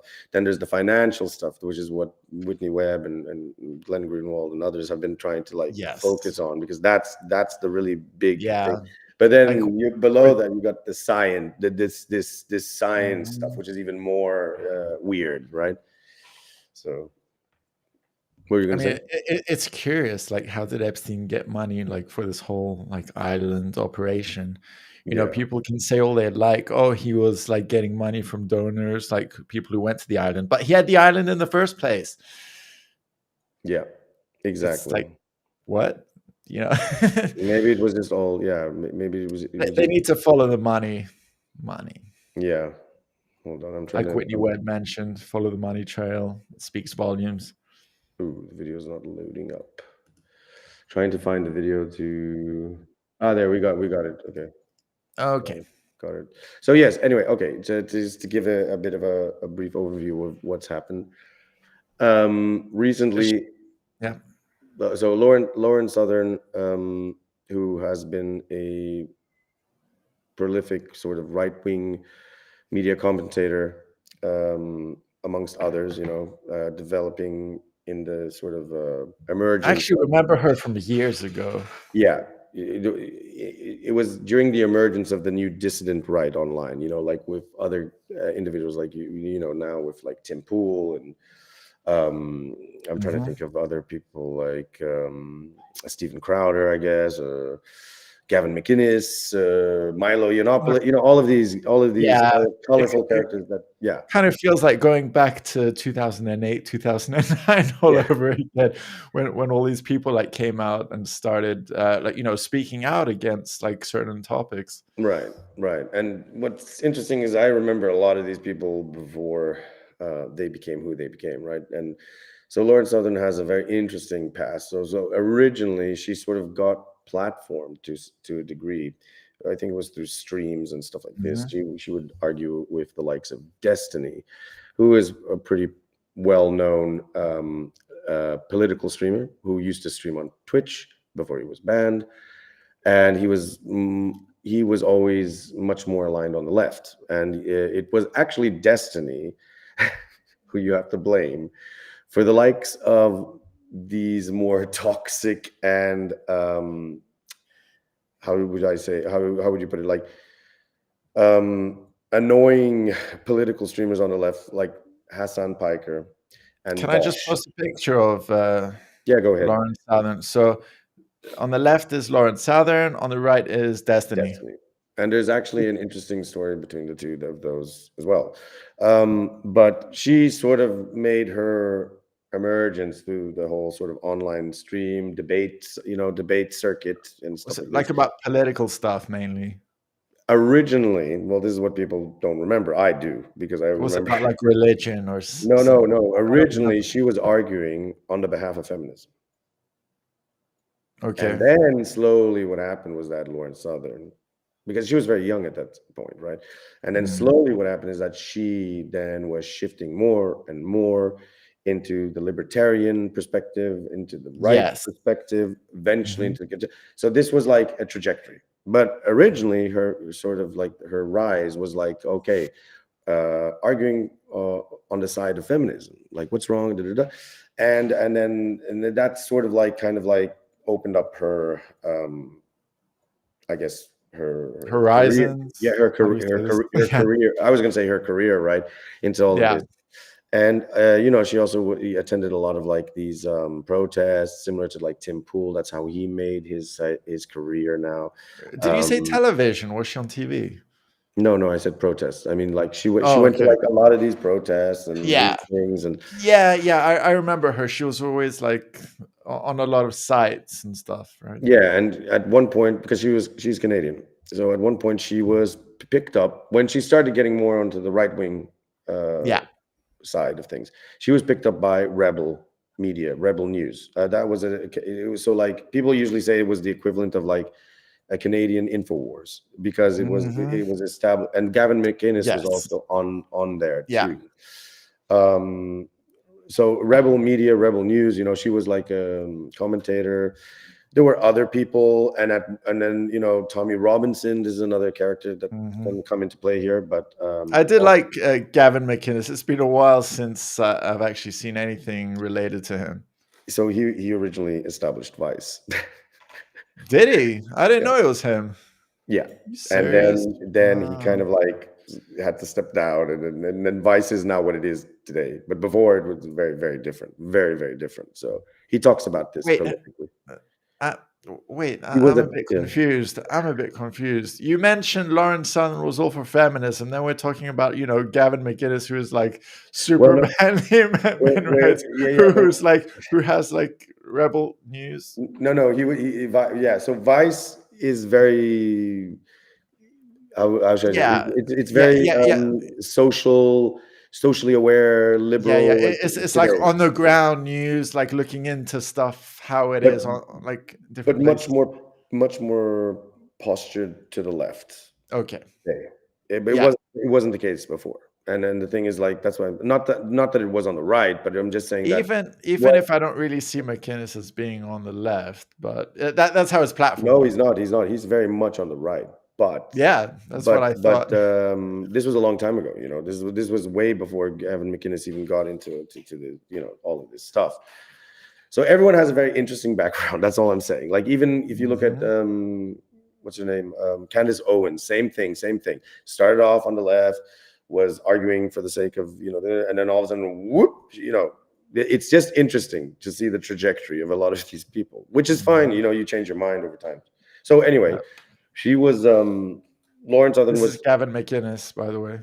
Yeah. He looks like the guy from Falling Down Defense. I know. I thought the same. I thought exactly the same. I think he's trying to like represent, because that is a very sort of libertarian kind of movie, Anyway, so the point about all of this is she's released her memoirs recently. She's actually gone under the radar for a long while. Lauren Southern. This is that strange or no? So it's all kind of encircled in relation to, because she has children. She had a husband, and then in the last year or so, she was working for Sky News Australia. By the way, at one point she was a correspondent there. Are they on the right? Yes, Sky News Australia. She's on the left. No. Does she have a political side? She's not. No. Okay, she's on the right. She's still on the right. She's actually a conservative now. Okay. She started off just being pro-feminist, then becoming libertarian, then shifting more and more and more to the right. So progressively, she was going more to the right. So she wasn't really a self-declared leftist or anything like that, but she was hanging around people like Destiny and stuff like, etc. And actually, that's part of the reason why she went under the radar, because the Destiny DM leaks came out exposing the fact that she was having an affair with Destiny at the same time that she was still married and he was married. And this It kind of reminds me of that photo that's being shared all over the internet these days from the Coldplay concert, where they took a picture, put them on the screen, and both of these people had their own marriages. Yeah. I know what you're talking about. Kind of like reminds me of what you're saying now. Well, I mean, Destiny and Southern. So this broke the internet because people were like, "Oh my!" Lawrence Southern was this darling for the alt-right, and so many people she was like the queen, right? Oh, Queen Lawrence Southern, like in the memes and all this stuff. Like she had followers, right? That's for sure. Yeah, she was very popular, and she was also much more. She was very popular also because she was covering the boats, coming in to Europe with refugees and stuff, like, and she was literally she was literally on the boat there, and she covered that, and she was covering stuff like the white farmers in South Africa, how they're being targeted, etc., and all this stuff. So she was very much considered to be, alt-right. Yeah, she was covering a lot. Yeah, and she was like, the darling of the right. But then this comes out, and then obviously this shatters everybody's perception of like, oh, what the hell? How are you with this degenerate? I'm not saying this. I'm just saying this is how this is appearing. This is how it was shown. So on the right wing, everyone's like, how could you be with this degenerate left wing polygamist, like whatever? Oh, they were like on like different political spectrums as well. Yeah, and then on the left, people are like, oh my God, how could you be with this alt-right, whatever, racist thing, whatever.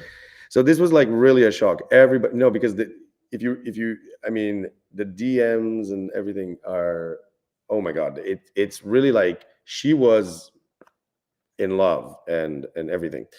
So because of that, she's just gone under the radar. She didn't upload anymore. She was doing other stuff, but she was doing it more in real life, like stuff. Yeah. She went back to Canada, and she's been keeping to herself to do her thing, and she really wasn't on social media as much or anything like that until recently when she released her memoirs. And we'll play the video. Should I send it? Can you play it? I can play it. But the memoirs. So there was a chapter that she released on Substack for free, and in that chapter, it goes back to when she was 22 and her encounter with none other than Andrew Tate. So anyway, we will play it, and this is really what we're all getting to here. Do we need to give a little background about like who Andrew Tate is? Well, like, do you know his background? Because I do. I don't know much about him other than he was arrested in Romania or something, and they caught him. So Andrew Tate is another kind of like, he's been considered as a role model in the manosphere, like for young men. Was he like a streamer or an influencer? What is he? He started off as like, a business, motivational business type guy, and men's awareness type guy, like alpha male. Like, so he was like playing macho and stuff. Always, like, this was always the thing, like, you have to be an alpha male, and blah, this blah, is blah. The guy, right? But he used to be, I think it was a kickbox. No, it was I forget what was it, MMA or kickboxing? What is it? I forgot what he actually. It was something like that. That's how he got his success originally. I think it was MMA. Let me check. No, it was martial. No, kickboxing. I was correct. Yeah, mixed martial. Okay. But he did briefly compete in mixed martial arts. So I was right. It was kickboxing. So he got some fame and some fortune in relation to that. That's how he started. And then he moved to Romania, and then he opened up a live cam business. And that's how he, for those not familiar, live cam business. Is he British? He's half British, half American. So that's he weird is. thing. Yeah. But so he went to Romania to open. Him and his brother to start a business in what? A webcam model enterprise, which was employing up to 75 women. And and this is where, he was very braggadocious about it. Even he wasn't ashamed, where he would reportedly state that he used psychological manipulation. He filmed fake sob stories. What were these women doing exactly? So webcam models, these women strip and, play with themselves for the pleasure of other men, but men Is pay. It like porn, basically, like live porn? Pretty much, and men pay. They give them tokens and stuff. And so this is it before OnlyFans and stuff like that? Oh yeah, I mean, it's still this is still a thing. Like, it's very popular still. Like, okay, you have popular websites. So people are giving money or like chips, like you do in casinos, to these you girls have to buy, online you have to buy tokens, and then if you want to see the show or the girl to do more, it's kind of like Twitch, basically, but. Yeah, but I mean, pretty much without the gamers, just a more adult pornographic version of that. So, but I guess he did it in Romania because it's legal there, or he could evade taxes or something. Well, no, because I mentioned this before, that Romania is one of the top, like literally one of the top countries for like webcam models. Oh, okay. For a long time. Oh, they have like fast internet. I think that could be one of the reasons. Well, I'm not.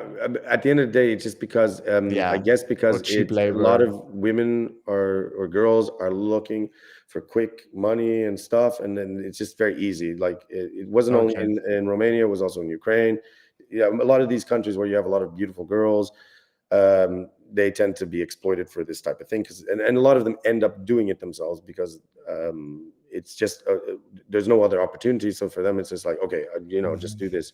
And this falls into trafficking too, because a lot of other girls from like these wayward places in the East and stuff, they get promised by these like rich guy and stuff. Hey, you come over here, you'll be a model, and and they get trafficked. And that there is a large component of trafficking with actually the whole webcam model business. Major. Can I just like throw something in here about Andrew Tate? Is that I remember a news article that he was arrested. Well, they were looking for him initially in Romania, and they couldn't find him for some reason. Mm-hmm. But he answered. Well, he was like tweeting like back and forth with Greta Thunberg, out of all people. Right. And so on his tweet, he posted a picture of himself like with a pizza box like this, and the authorities actually saw the chain of the pizza, and they called them up. And they basically found where they delivered the pizza, and they arrested him. Right. Oh, there you go. So he's not exactly, the smartest guy in the world. Well, he would say that he had like the police in his pocket and everything like that. That's part of the reason he liked Romania, because he said it was corrupt and he could just bribe his way out of things. And it is true. Shame. It is true. A lot of I have told you, like Ukraine, Romania, they are known for having a corrupt justice system, a corrupt system overall, and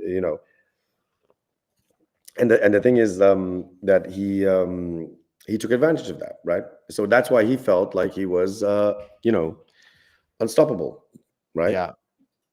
And lo and behold, he wasn't. But anyway, that's his background. He got into that. Okay. Then he got into online stuff. The arrests were in December 2022 for obviously alleged human trafficking. And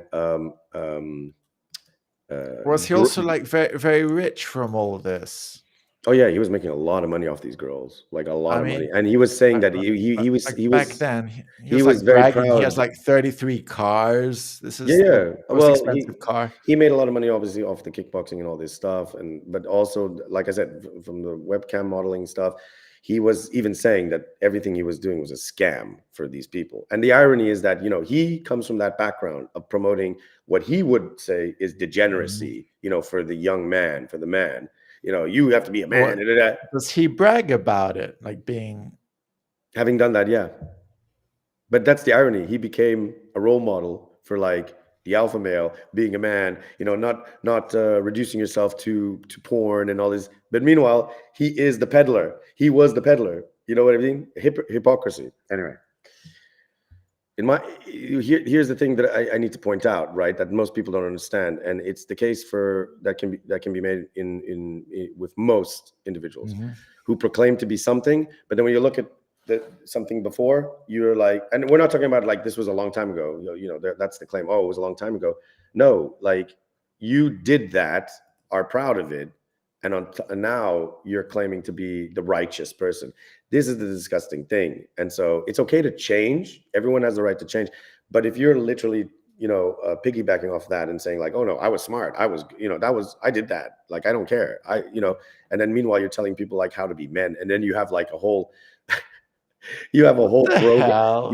program online and a club where people like pay to be real men. And he's telling you like how to paying women for this sort of thing. And these guys are the real men.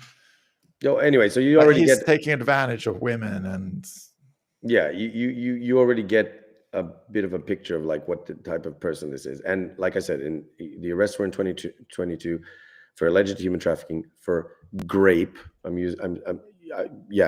Take away the G.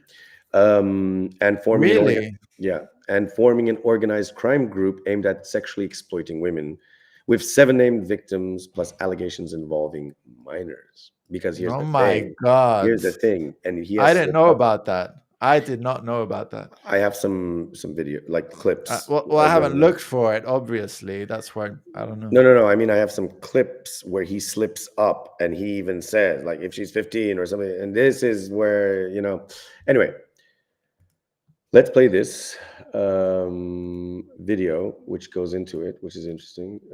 Hold on. I'm trying to get it. All right. Hold on. Try to put it a bit lower. All right, I'll share it. And this kind of reveals, okay, what is going on right now, which is very interesting. Just to start it off, right? So this video is by Gadget. People who've come out and accused him of X, Y, Z. I have no woman who's come out and ever said I've hurt her. No woman who's come out and ever said I've done damage to her or been horrible to her. Everybody who ever interacted with me has said I've been a nice person. All of them. So this random Twitter nobody who seems to know so much is full of...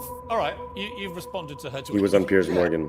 Of course. Yeah, I should qualify that he was obviously recently in this year released from detention in Romania, so he could travel.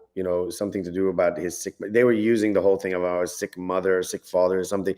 And so some excuse, right? The moment they landed in the United States of America, they did the whole circuit of all the Rightwing podcasts. Everyone was getting the Tate brothers. Not only them, but also this sort of. He was on like almost everyone's podcast and interviews and everything. But he wasn't just being interviewed on a lot of these shows. He was like part of the crew, part of the cast, or just hanging out. Yeah, like they had him like in the group as if he was like a normal person, like an influencer.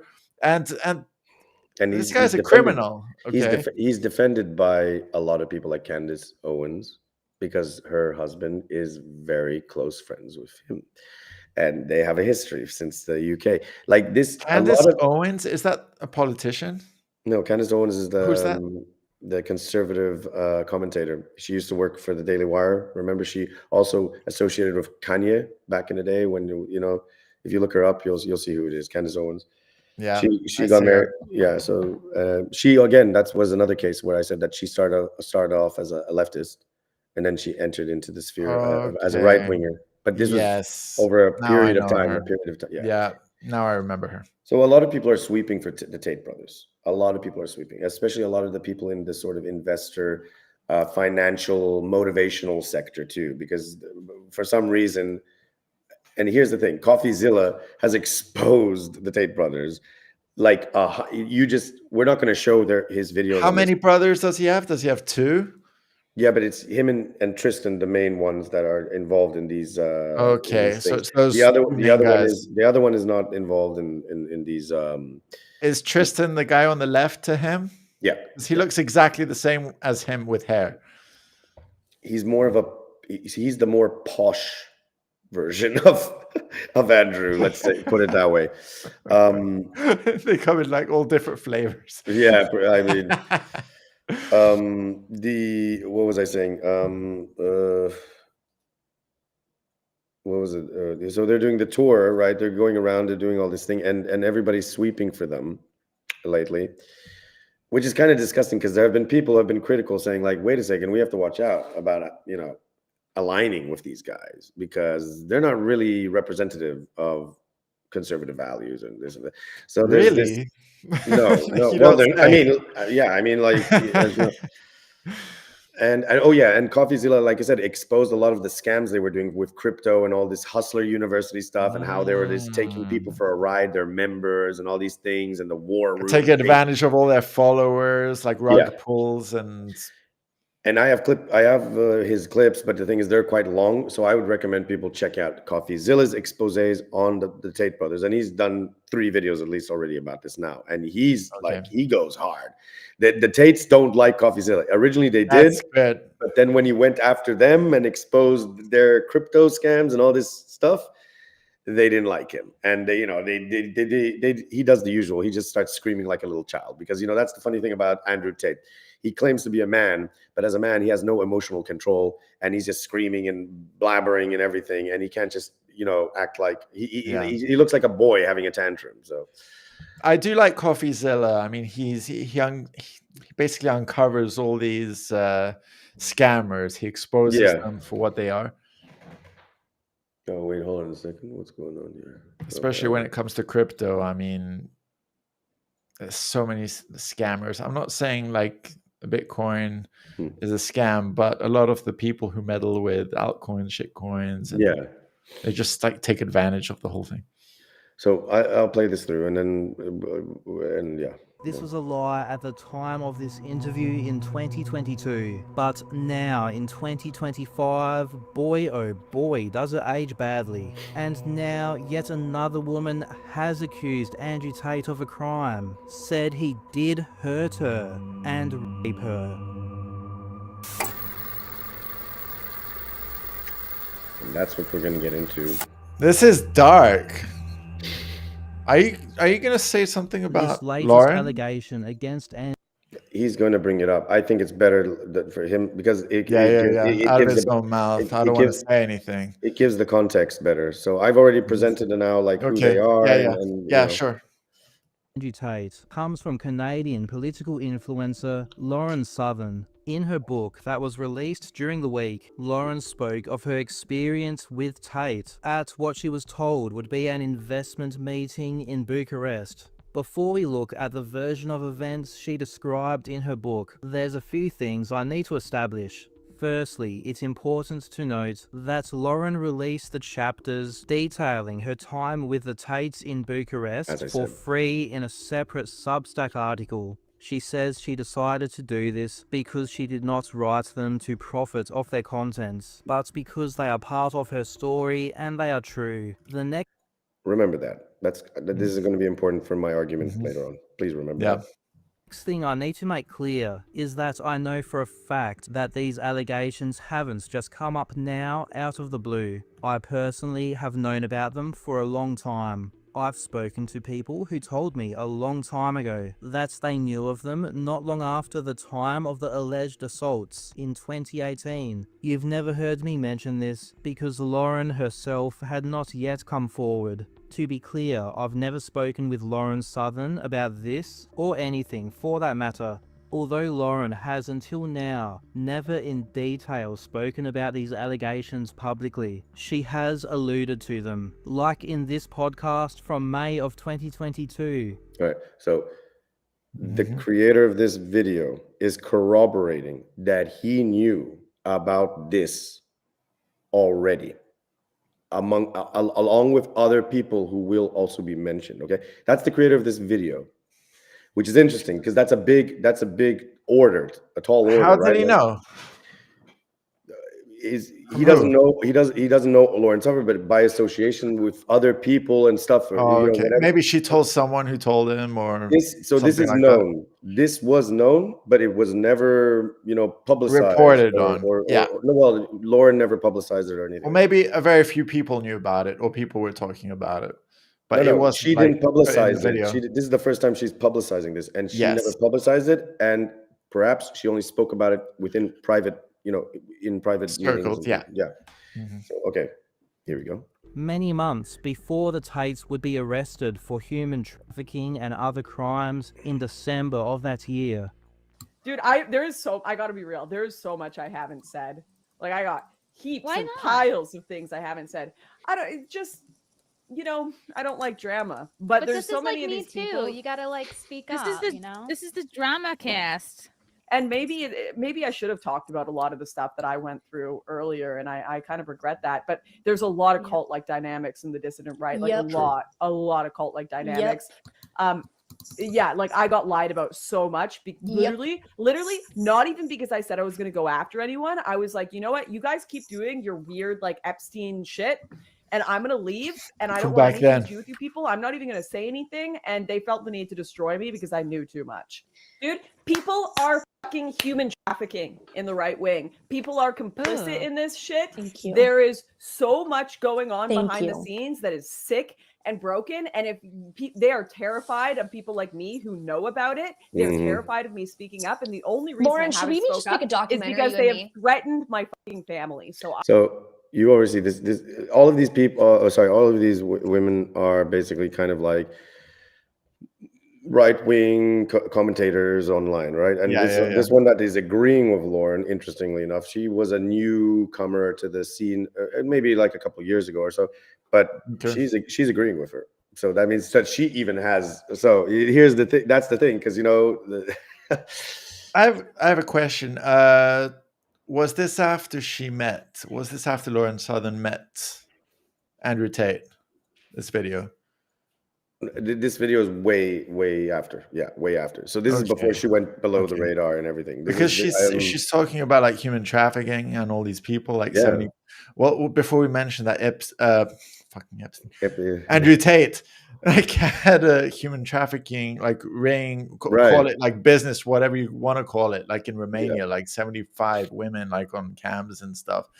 So like if for example, Lauren Southern went to Romania to interview Andrew Tate, likely he was doing that stuff back then. Well, I'm not saying she saw it with her own eyes. She went in 2018, so way back. And he was arrested in 2022, and that was already when COVID was going on, and actually that's when Andrew Tate actually kind of spearheaded. Around that time of COVID, he became pretty big online because he was like, boasting about like how he didn't care about the regulation, and I'm rich and you're poor and I can do what I want. I can go on the plane and I can do what he was talking like that all the time. I'm sure most of his fans were like early teenagers or little kids. Yeah. So I'm gonna just move up ahead to where I just need to get to the point where we are gonna hear what is that? What's his name? Tommy Robinson. Yeah, just Robinson plays a major role in this story. He's like far right friend in the Tommy UK, Robinson. I mean, he's been given all the labels. He was the original. He originally was. He also worked for Rebel News, or still does. He was originally one of the founders of the EDL, the English Defense League, which is nationalistic. Nationalist, like before Brexit times, right? Oh wait, but and then he left it, and then his focus was more to bring awareness to grooming gangs, which it was a legitimate thing, by the way. Okay.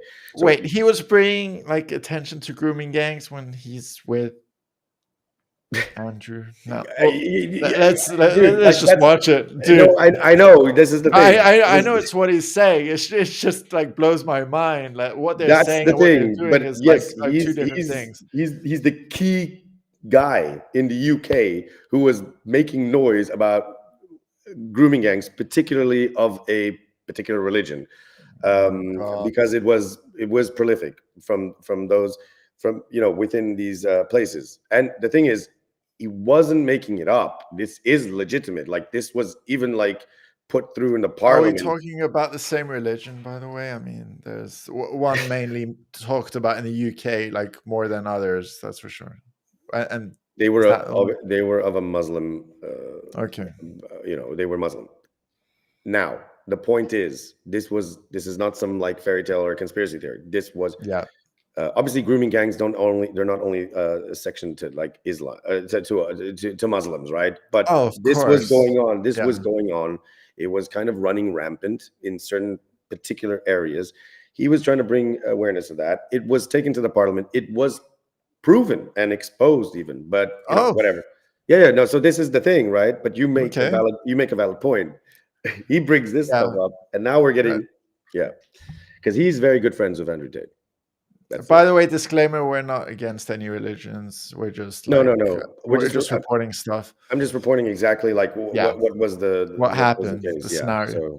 So, and you can check this out yourself. So anyway, plays a major role in this story. And again, I can now say I've been aware of this for a long time. I knew that Tommy was involved with Lauren meeting Tate, that he was aware of her allegations, that over the following years, he saw other women accuse Tate of identical assaults. And yet, Tommy Robinson didn't care. He continued to be friends with Tate, to defend him, and lie about and attack his alleged victims. For some, this may add some extra context to my criticisms of Tommy Robinson's defense of Andrew Tate. Now that those things are out of the way, we will get into Lauren Southern's allegations against Andrew Tate as detailed in her new book, although I believe these allegations are likely true, given that I've spoken to sources who knew of them at... Sorry. I'm just gonna speed it up a bit because he's a bit slow for the playback. Just to help it move along. Southern's allegations against Andrew Tate as detailed in her new book, although I believe these allegations are likely true, given that I've spoken to sources who knew of them at the time, and they are identical to the methods of assault described by many of Tate's other alleged victims. The following story is Lauren Southern's version of events and has not yet been proven in the court of law. The story starts around February of 2018, when Tommy Robinson told Lauren Southern and 2 other members of his crew that he had been in contact with some wealthy crypto investors in Eastern Europe who may be interested in investing in a media project they were going to work on together. It sounded crazy, but with the right funding, maybe it could work. How could she say no? She says she'll never forget showing up at the airport with Tommy off his head, that he kept clenching his jaw, motor-mouthing between paranoid rants, and that he'd somehow smuggled an insane amount of cocaine through airport security. Lauren says that seeing Tommy slip into the bathrooms again and again to do lines of coke left her in a surreal state. This part of the story really shouldn't come as a surprise, because we have heard time and time again from people who have spent... No, on the plane. He was going to the toilet to do rails. What? They should have caught him at the airport and be done. I don't know how he got through. Anyway, check this out. This part of the story really shouldn't come as a surprise, because we have heard time and time again from people who have spent time in Tommy Robinson's circle about his severe cocaine abuse. No, this is lies, yeah? Wait. This looks too caricaturesque, so it does look. I have to play it normal over the top. So you see, but it is true. If you've ever seen this guy, sometimes this is he's on it. Is he always on it? No, but it's pretty obvious. Let's see. If you see, so it's pretty intense. Who have spent time in Tommy Robinson's circle about his severe cocaine abuse. No, this is lies, yeah? You cannot trust anything. Look at his eyes. When they put someone up on TV, no longer I could trust any of them. When there's someone sitting talking, I think, how much have you been paid? They paid the girls. And I guarantee you they've been in contact with every girl Andrew Tate's ever contacted. I guarantee you. Yeah, no, they have. I guarantee you. He even said it. Yeah, I guarantee you. 50K. When they so that's what him. Was he saying? No. So when they were arrested, the Tates, and they were kept in jail, a lot of people came to their defense, like Tommy Robinson, and he's basically saying oh no, they paid the girls to tattletale and all this stuff, for instance. So he's basically sweeping, right? With other people. It seemed in that video like his brain was redlining, it couldn't move further. He was pretty. Okay, I can't carry on. Hold on. Okay. Landed in Romania. Lawrence says Tommy told them the investors had sent cars and that they were going to love these blokes. They were greeted by 2 sharply dressed men leaning against polished sports cars. She says the cars looked comically out of place, but she wasn't about to complain. At least the investors clearly had money. Lauren says she rode from the airport in a car with Andrew, that he seemed nice, even charming, and she wasn't exactly disappointed to get a break from Tommy's antics and have a conversation with someone who was actually sober. After stopping for a meal, the group arrived at the compound that we know as the meat factory. Lauren remarks that from the outside it looks like a generic industrial warehouse, but when the black gate rolled up, it revealed what would have been obvious to her as a criminal operation, if she had any clue how the world worked. As the meeting began, Lauren recalls recognizing that something seemed terribly wrong with Tommy. She was wondering if he'd somehow gotten more drugs since landing in Bucharest. What they hoped would be a productive investment meeting was nothing short of a disaster. She describes Tommy Robinson as a drugged out mess. Lauren describes the Tate's crypto bro, who she calls Donnie, give a sales pitch that was incomprehensible to her. Lauren's head was spinning as Tommy was chewing on nothing, and the other members of their team tried to look engaged. Donnie put his hands on the table, looked up, and said we'll call it freedom token, or some nonsense like that. She then realized that the Tates wanted them to sell cryptocurrency. She wondered if this was even an investment meeting at all. After the meeting, Lauren says that all of them except Tommy had resigned themselves to the fact that the whole thing was a bust. They did their best, but no one with... I just wanted to iterate something here. This actually is... This corroborates 100% with like what CoffeeZilla has already exposed about how they've done their crypto. So actually, this is not unlikely, if you know what I mean. It literally fits, you know.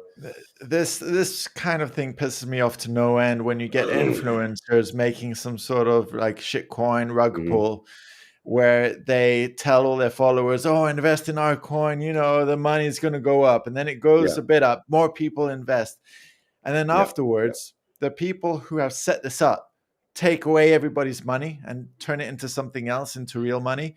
And everybody's left holding the bag. And all their loyal followers are like, oh my God, he just took everything. And you know what the worst thing about this is? They will still follow this guy, even after he suckered them. How? It like boggles my mind. Like, I don't know. People so insane and stupid. I don't know. Like, I don't know. It's crazy, yeah. But let's carry on because it's going to get juicy now. Yeah. Even a fraction of their wits would give any of them access to real money, knowing it would all end up being snorted up Tommy's nose. After they went back to their hotel room feeling dejected and embarrassed, Lauren was told that the Tates wanted to meet with her, that they reached out saying she impressed them at the meeting, and the deal was still on if she was willing to meet with them and sort out the details. At this part of the story, Lauren tells the audience, if they're reading this and screaming, "No, Lauren," she gets it and understands now, but there's little you could have told a 22-year-old her to convince her that she didn't have a real shot at saving the day. Maybe she could have been the key to getting this media company off the ground. Imagine that. The Tate sent a car for her to take her back to the meat factory. Andrew called her over and asked for a picture. She says, barking it like an order. Andrew said, "This is boring. Let's go somewhere more exciting." Lauren says she was naive, but wasn't that much of an idiot. She asked again when they would discuss business and where they wanted to go. Andrew said to the club just around the block. They'd take cars. It'll be fun. They'll discuss business there. Lauren told Andrew she'd rather not go out unless Tommy and the boys were coming too. Andrew said he'd already texted them and they were sending a car now. Lauren's excuse was gone. When they arrived in the club, Lauren says she was painfully out of place. An obvious North American wearing jeans and a black top, surrounded by Romanian girls in club dresses. Andrew brought Lauren a drink, and she asked if there was any news on Tommy and the boys. Andrew said they'll be here soon, don't worry. A tray of shots arrived, and again Lauren asked where Tommy and the boys were. Andrew said the car... For clarification, Kaylin and George were the people that she was working with when she was doing documentaries at the time. So she was shooting documentaries. And those guys also were working for Rebel, but then there was a falling out with Rebel. It was a bit of chaos. But those were the documentaries she did of, like, you know, the boat, the whole refugees in the boat and the South African thing. And just to clarify, those guys, Kaylin. So were those guys with her, like, or not? Yeah, at this point, I would say they were all kind of part of the Rebel team, you know, the Rebel. Okay. So Tommy, Kaylin, and George were kind of like part of the Rebel News UK correspondent, and UK branch or something. And Lauren was coming to Europe to, like, you know, get into the whole, like, you know, checking out the identitarian movement and like, you know, like what is that, Martin Zellner, and looking into all these things about the emergence of the new right and But okay. So someone rang the bell. So anyway, we'll continue. All right.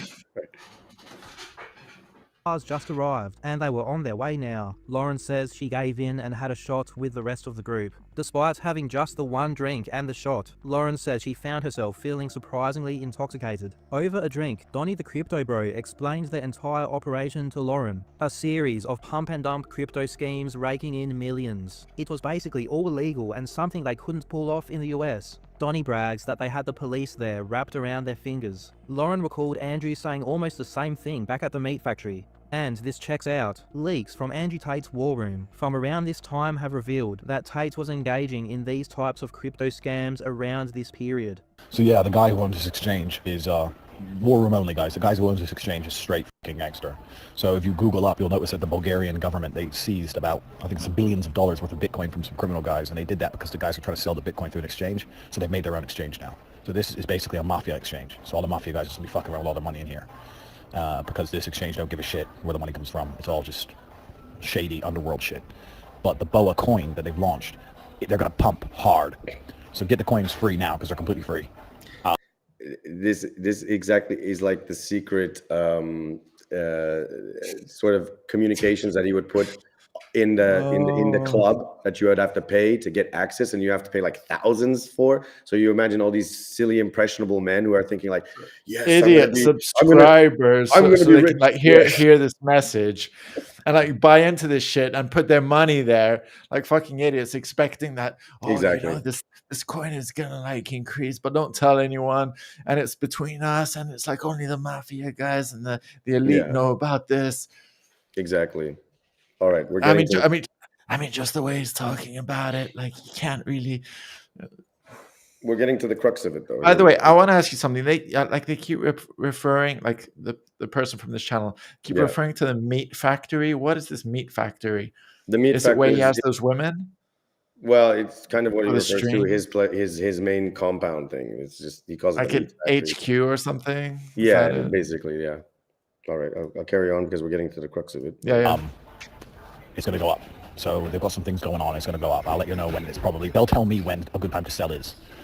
Donnie said, and even if they do come after us, we'll just shut down shop, take the money, and just run to another Eastern European shithole. Hell, I'm getting close to that point now. We'll just cash out and disappear. Lauren says at that point, any hope she had of the night bringing a legitimate investment opportunity had faded. She then says she found herself struggling to keep her eyes open. They hadn't been there long, she hadn't drunk much, but something was wrong. Her body wasn't listening to her. The world was dimming and she couldn't stop it. She continued to ask about Tommy and the others, but kept getting vague answers. She passed out on a couch at the back of the club. Tommy and the boys never showed up. As far as she knows now, a car was never even sent for them. She says the memories after that blur together. She remembers someone carrying her to the bathroom and standing outside the stall while she threw up. Then Andrew was there again, lifting her up and carrying her through a dim hallway and into a sports car.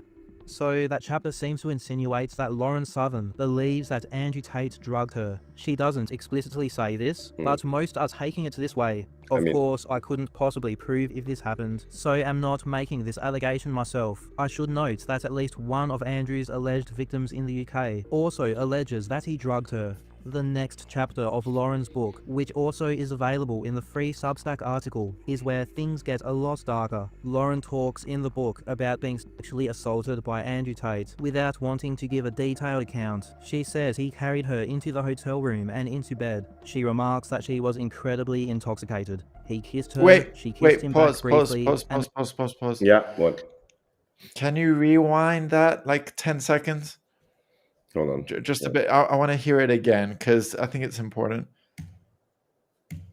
To give a detailed account, she says he carried her into the hotel room and into bed. She remarks that she was incredibly intoxicated. He kissed her, she kissed him back briefly, and then told him she wanted to sleep. He wanted to go further, she said no very clearly multiple times, and tried to pull his hands off her. He put his arm around her neck and began strangling her unconscious. She tried to fight back. He repeatedly strangled her. Every time she regained enough consciousness to pull at his arms. She says she'd prefer not to share the rest, and that it's pretty obvious. This story from Lauren Southern, which again I have numerous sources saying that she told people close to her at the time many years ago, matches to a T what other women have been saying Andrew Tate did to them and reporting to the police for many years. These stories of Andrew Tate's alleged sexual assaults nearly always involve violent, unconsensual strangulation. Lauren says her frustrations grew over time as more evidence came to light about Tate's operations. When she met him, she had no idea. She described seeing Tate's many moronic self-snitching videos and criminal charges which include trafficking and abusing women and children come to light. Lauren says her last conversation with Andrew consisted of him telling her that she better not tell the press what he'd done. Lauren says after a few weeks, she finally cracked and texted him, saying what he did was wrong and he needed to understand so he wouldn't treat others the same way.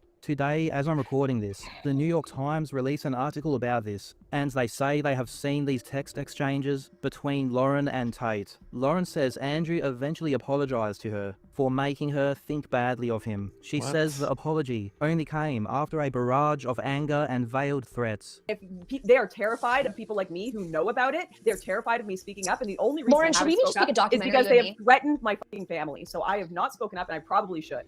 She says she thanked him for the apology and cut off contact. Lauren says that she reluctantly reached out to UK authorities the next day, feeling it was the right thing to do, only to be met with indifference. They told her an investigation could only be pursued in Romania, a country where she had been warned about police corruption, and attempts to involve Canadian authorities met similar dead ends. She says eventually a larger US-based investigation reached out to her for assistance, and she provided what information she could off the record. A week after the incident, Lauren checked into a women's hospital and made a report. Again, this is 5 years before Vice News reported that Tate had allegedly strangled women in the UK. In today's story from the New York Times, they reveal that they have seen a copy of this 2018 report from a Toronto hospital where Lauren Southern received treatment. A nurse who examined Miss Southern notes in the form that she had reported being strangled and assaulted by a 30-year-old man in Romania on the 22nd of February of that year. According to a sexual assault assessment form that Lauren shared with the Times, she had requested counseling and sexual health tests. The report says that she had a physical examination and reported pain swallowing, red dots on her face and under her eyes, and other symptoms. All right. So here's the thing. There's a record. She went to the hospital. They checked her out. She had reported she was assaulted by a 30-year-old man in Romania. All right. Now, hold it. Just wait, because I got something else to show you. All right. What do you think some people on the right are saying? Well, let me show you. Hold on. And I'm not playing the whole thing for this. I'm just going to show you the beginning. Our greatest henny penny of the right, the one who's always crying about civil war is coming. Yeah, well, just wait. Listen to this guy. This guy is $1 million, but anyway, okay. Listen to this guy. Andrew Tate had raped her at a hotel in Romania. The Rolling Stones running the story, alt-right YouTuber Lauren Southern alleges in memoir that Andrew Tate sexually assaulted her. Now, let me start by saying this. Full disclosure. So this is I consider myself friends with Lauren Southern. In fact, I consider her to be like a decently good friend, though I haven't seen her in years. She retired from the scene. We do have, she has been on the show several times. She has famously drunken whiskey, pappy as it were, from a paper cup, not realizing that is inappropriate. You can't do that. And so I've got my opinions on this, and it's tough. This one really is. I've got, knowing her personally, being friends with, having many of the same friends, having been at many of the same news locations as her, and even covered similar stories on trips with her in the past, though just a couple. I have my opinions on this accusation, as well as many of the individuals I still work with and know. And the general sentiment is, ain't no way this story is true. Ain't no way. Now, I'm not sitting here to try and defend Andrew Tate over anything he may have done. Shut the fuck up, Timple. Shut the fuck up. Because he's just claiming that she's a grifter. That's what it'll go into. No, he's going to claim now that she's a grifter. Because here's the thing. Let me just, and you know this. Everybody's a fucking grifter. Yeah, Lauren was a grifter. She was grifting. Everyone's a grifter. Everyone on the commentary scene. Hassan Piker is a grifter. Destiny is a grifter. Everybody's a grifter in the political. Hell, Trump is a grifter. You know, it doesn't matter. But here's the thing. That doesn't discount whether something happened or not. And here's the other thing. He says this didn't happen. Isn't Tim Pool a grifter for like reporting? Oh, he's the biggest grifter. But here's the thing that this punk ass motherfucker, because I get the argument of like, believe all women. You can't always believe all. Yeah, sure, there are ones that are, they come forward and they can make up something. But here's the thing. Not the majority, but yeah. But no, I'm not saying it is. But I'm saying it does happen. It does happen, right? But here's the thing. She's not publicized. She's not going on podcasts. She's not trying to get exposure. She's not getting money from this. She's not. Yeah, exactly. She's not going. What has she got to gain from this? She's just like reporting she's raped. Like, right. And she doesn't want to talk about it. She even said she doesn't want. She just released the thing. Right. In my view, that's someone who the thing actually happened to. Because in most cases, you don't want really all this. He's claiming, oh no, she's trying to sell her book. All right, dude. She also went through all the examinations and stuff. Like this, to me, is extremely disgusting. On top of already the bullshit when you saw him doing his little tour. Sorry, him and his brother doing the tour in the United States of America. Okay, and everybody's sweeping for him. Oh, Andrew Tate, yeah, tell us about the Matrix. And then, oh, yeah, oh, how was it? And no, you are a victim of being, because of your freedom of speech, and it's all about freedom of speech and freedom of speech. These these idiots on the right. Okay, I hate to say this, they're always about freedom of speech. Yes, freedom of speech is important, but that's all they always declare that freedom of speech, freedom of speech. Oh, can you hear me? Or did the audio? Yeah, all good. I'm just like freedom of speech. And the thing is this: I'm not going to play anymore. But the point is, like, these guys are sweet. This guy, Tim motherfucking Pool. You saying this didn't happen when there's a record. She went to the hospital. That's a whole track record. Canadian, British, moron. And also people can corroborate it. Around that had talked to her, and the British, Canadian, and then the American authorities approached her about this. And this was before, way before he was arrested for these sort of things, before it was known. But Beanie Dumbass, and he's saying just goes like, she's trying to sell a book, guys. Well. She's trying to sell a book. That's why she's grifting. It's like, and he's saying he's not defending Andrew Tate. Like, what the fuck? He is. He literally is. He is liar. Like, yeah, this is stupid. Fucking liar. So, and this is pissing me off to no end. Yeah, but let me show you.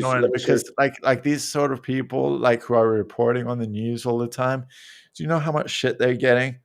Yeah. It's not easy. It's not easy to be out there. So I'm going to show you. This is kind of like, hold on. Let me just get these ready. We are actually coming close to the end of the hour, so we should wrap this up. But I will wrap this up. I just want to show you a few things here. A few things just because, you know, like Lauren has said, and in the other video, this guy self-reports himself. Andrew Tate has continuously self-reported himself. It's not, he hasn't hid, like, you know, any of these allegations that, so yeah, I just want to show you some of these because there you go. Like, okay, hold on. Let's, here we go. Here's what, right? Money I ever made in my life. I first became the first big money I ever made in my life. I first became a multimillionaire by running a webcam studio. So I had beautiful women sitting on computers talking to guys on webcams from all around the world. That's how I first made my money. And at one point, I had 75 women in 4 locations working for me, which was stressful and the wrong way to do it. I ended up removing my army and going to special forces of around 15 people, 15 girls. And me and my brother made a lot of money doing that. But the PhD course, the Pippin Ghost degree, was teaching people how I managed females in those scenarios, how I controlled their emotions, how I convinced them to work and give me most of their money, how I convinced them to share me with other women, why they obeyed me. So it was never so much about out there picking up girls. It was actually something else. It was more about the psychology of things. And I'm saying, look, I'm a theorist, here's the theory. Yeah. That's fine. And he's managed to be quite successful just doing that. If he were to start lying and saying, I'm fucking all these 16-year-old women or 18-year-old women, whatever the law is in America. 18? It's 18 usually. You get married at 16. All right, in Romania it's 16, sorry. Yeah. So if I'm fucking all these 18-year-old women, blah, blah, blah. Well, then he's added a bunch of lies on top of the... All right, next. Yeah, there you see. Yeah, wait. It gets better. It gets better. What the fuck? Started with 15, 16. What? There's another one. Check this something one out. wrong with this. Okay. This is a lesson for you. When you bullshit and when you lie, you don't like to make firm points because you're giving points of attack, right?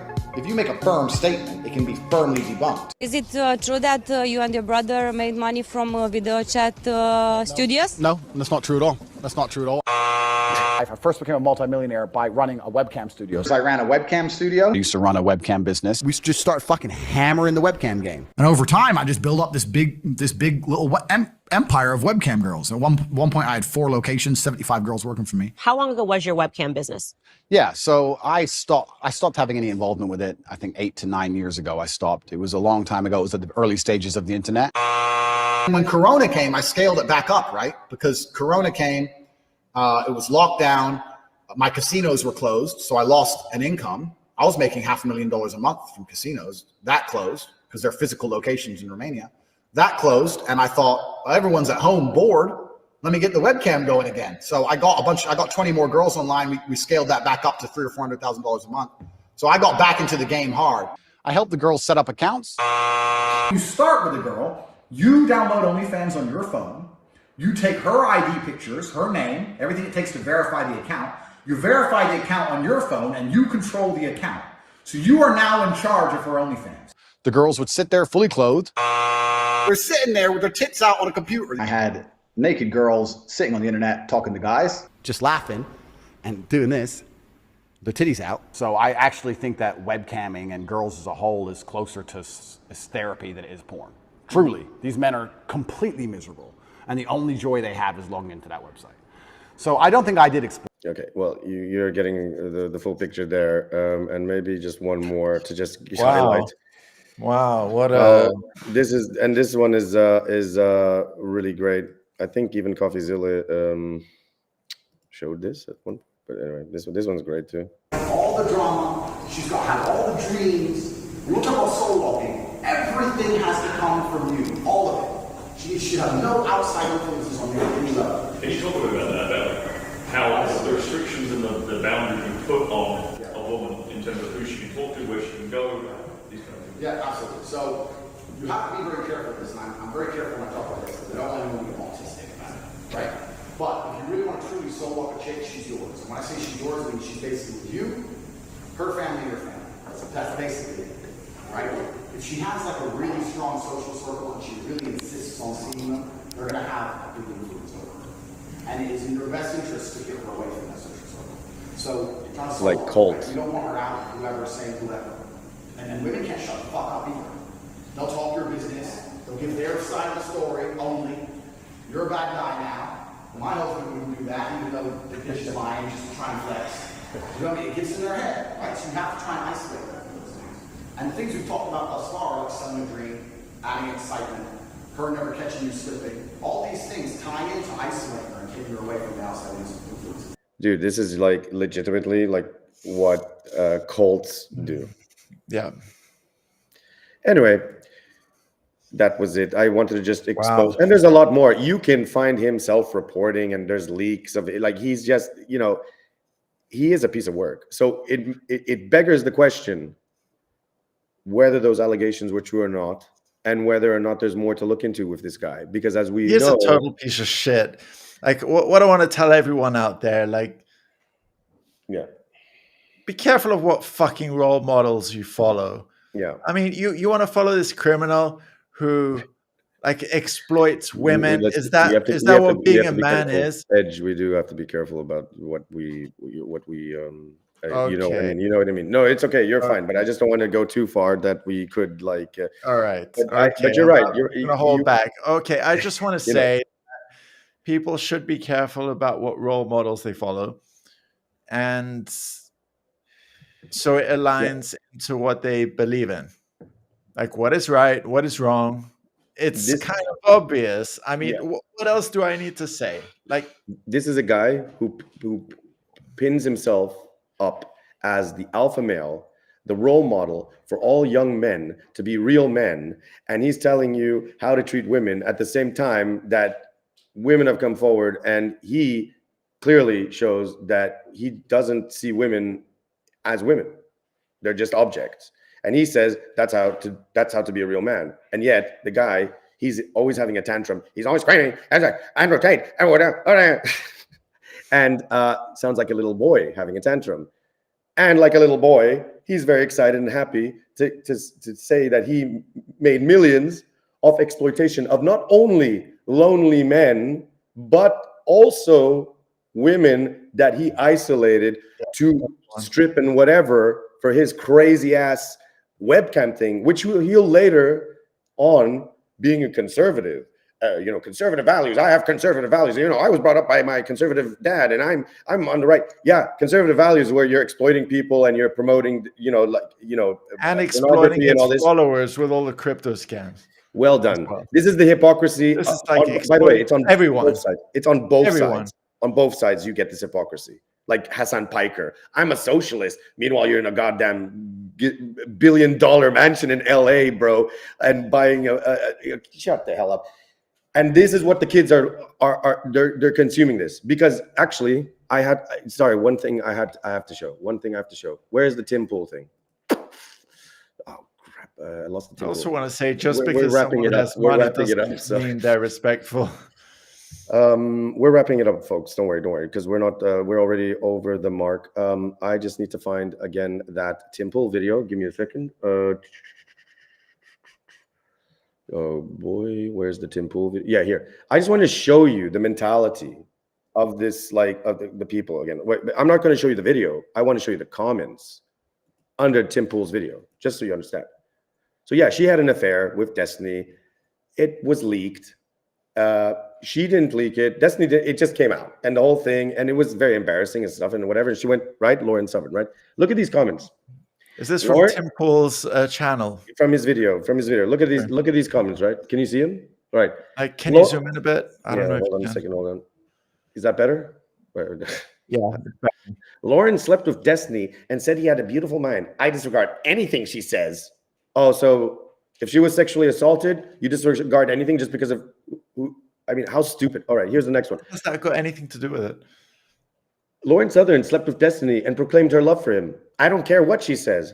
So you don't care if someone got sexually assaulted or raped? Nice job. Oh, these are commentators under Tim Pool. By the way, conservative, right wing. Yeah, real nice look. Okay. So basically, Tim spent 20 minutes trying not to call her the grifter that she is. Whereas she got passed around like a blunt. What? So it's cool to date rape people now. Yeah, to spike people's drinks. Okay.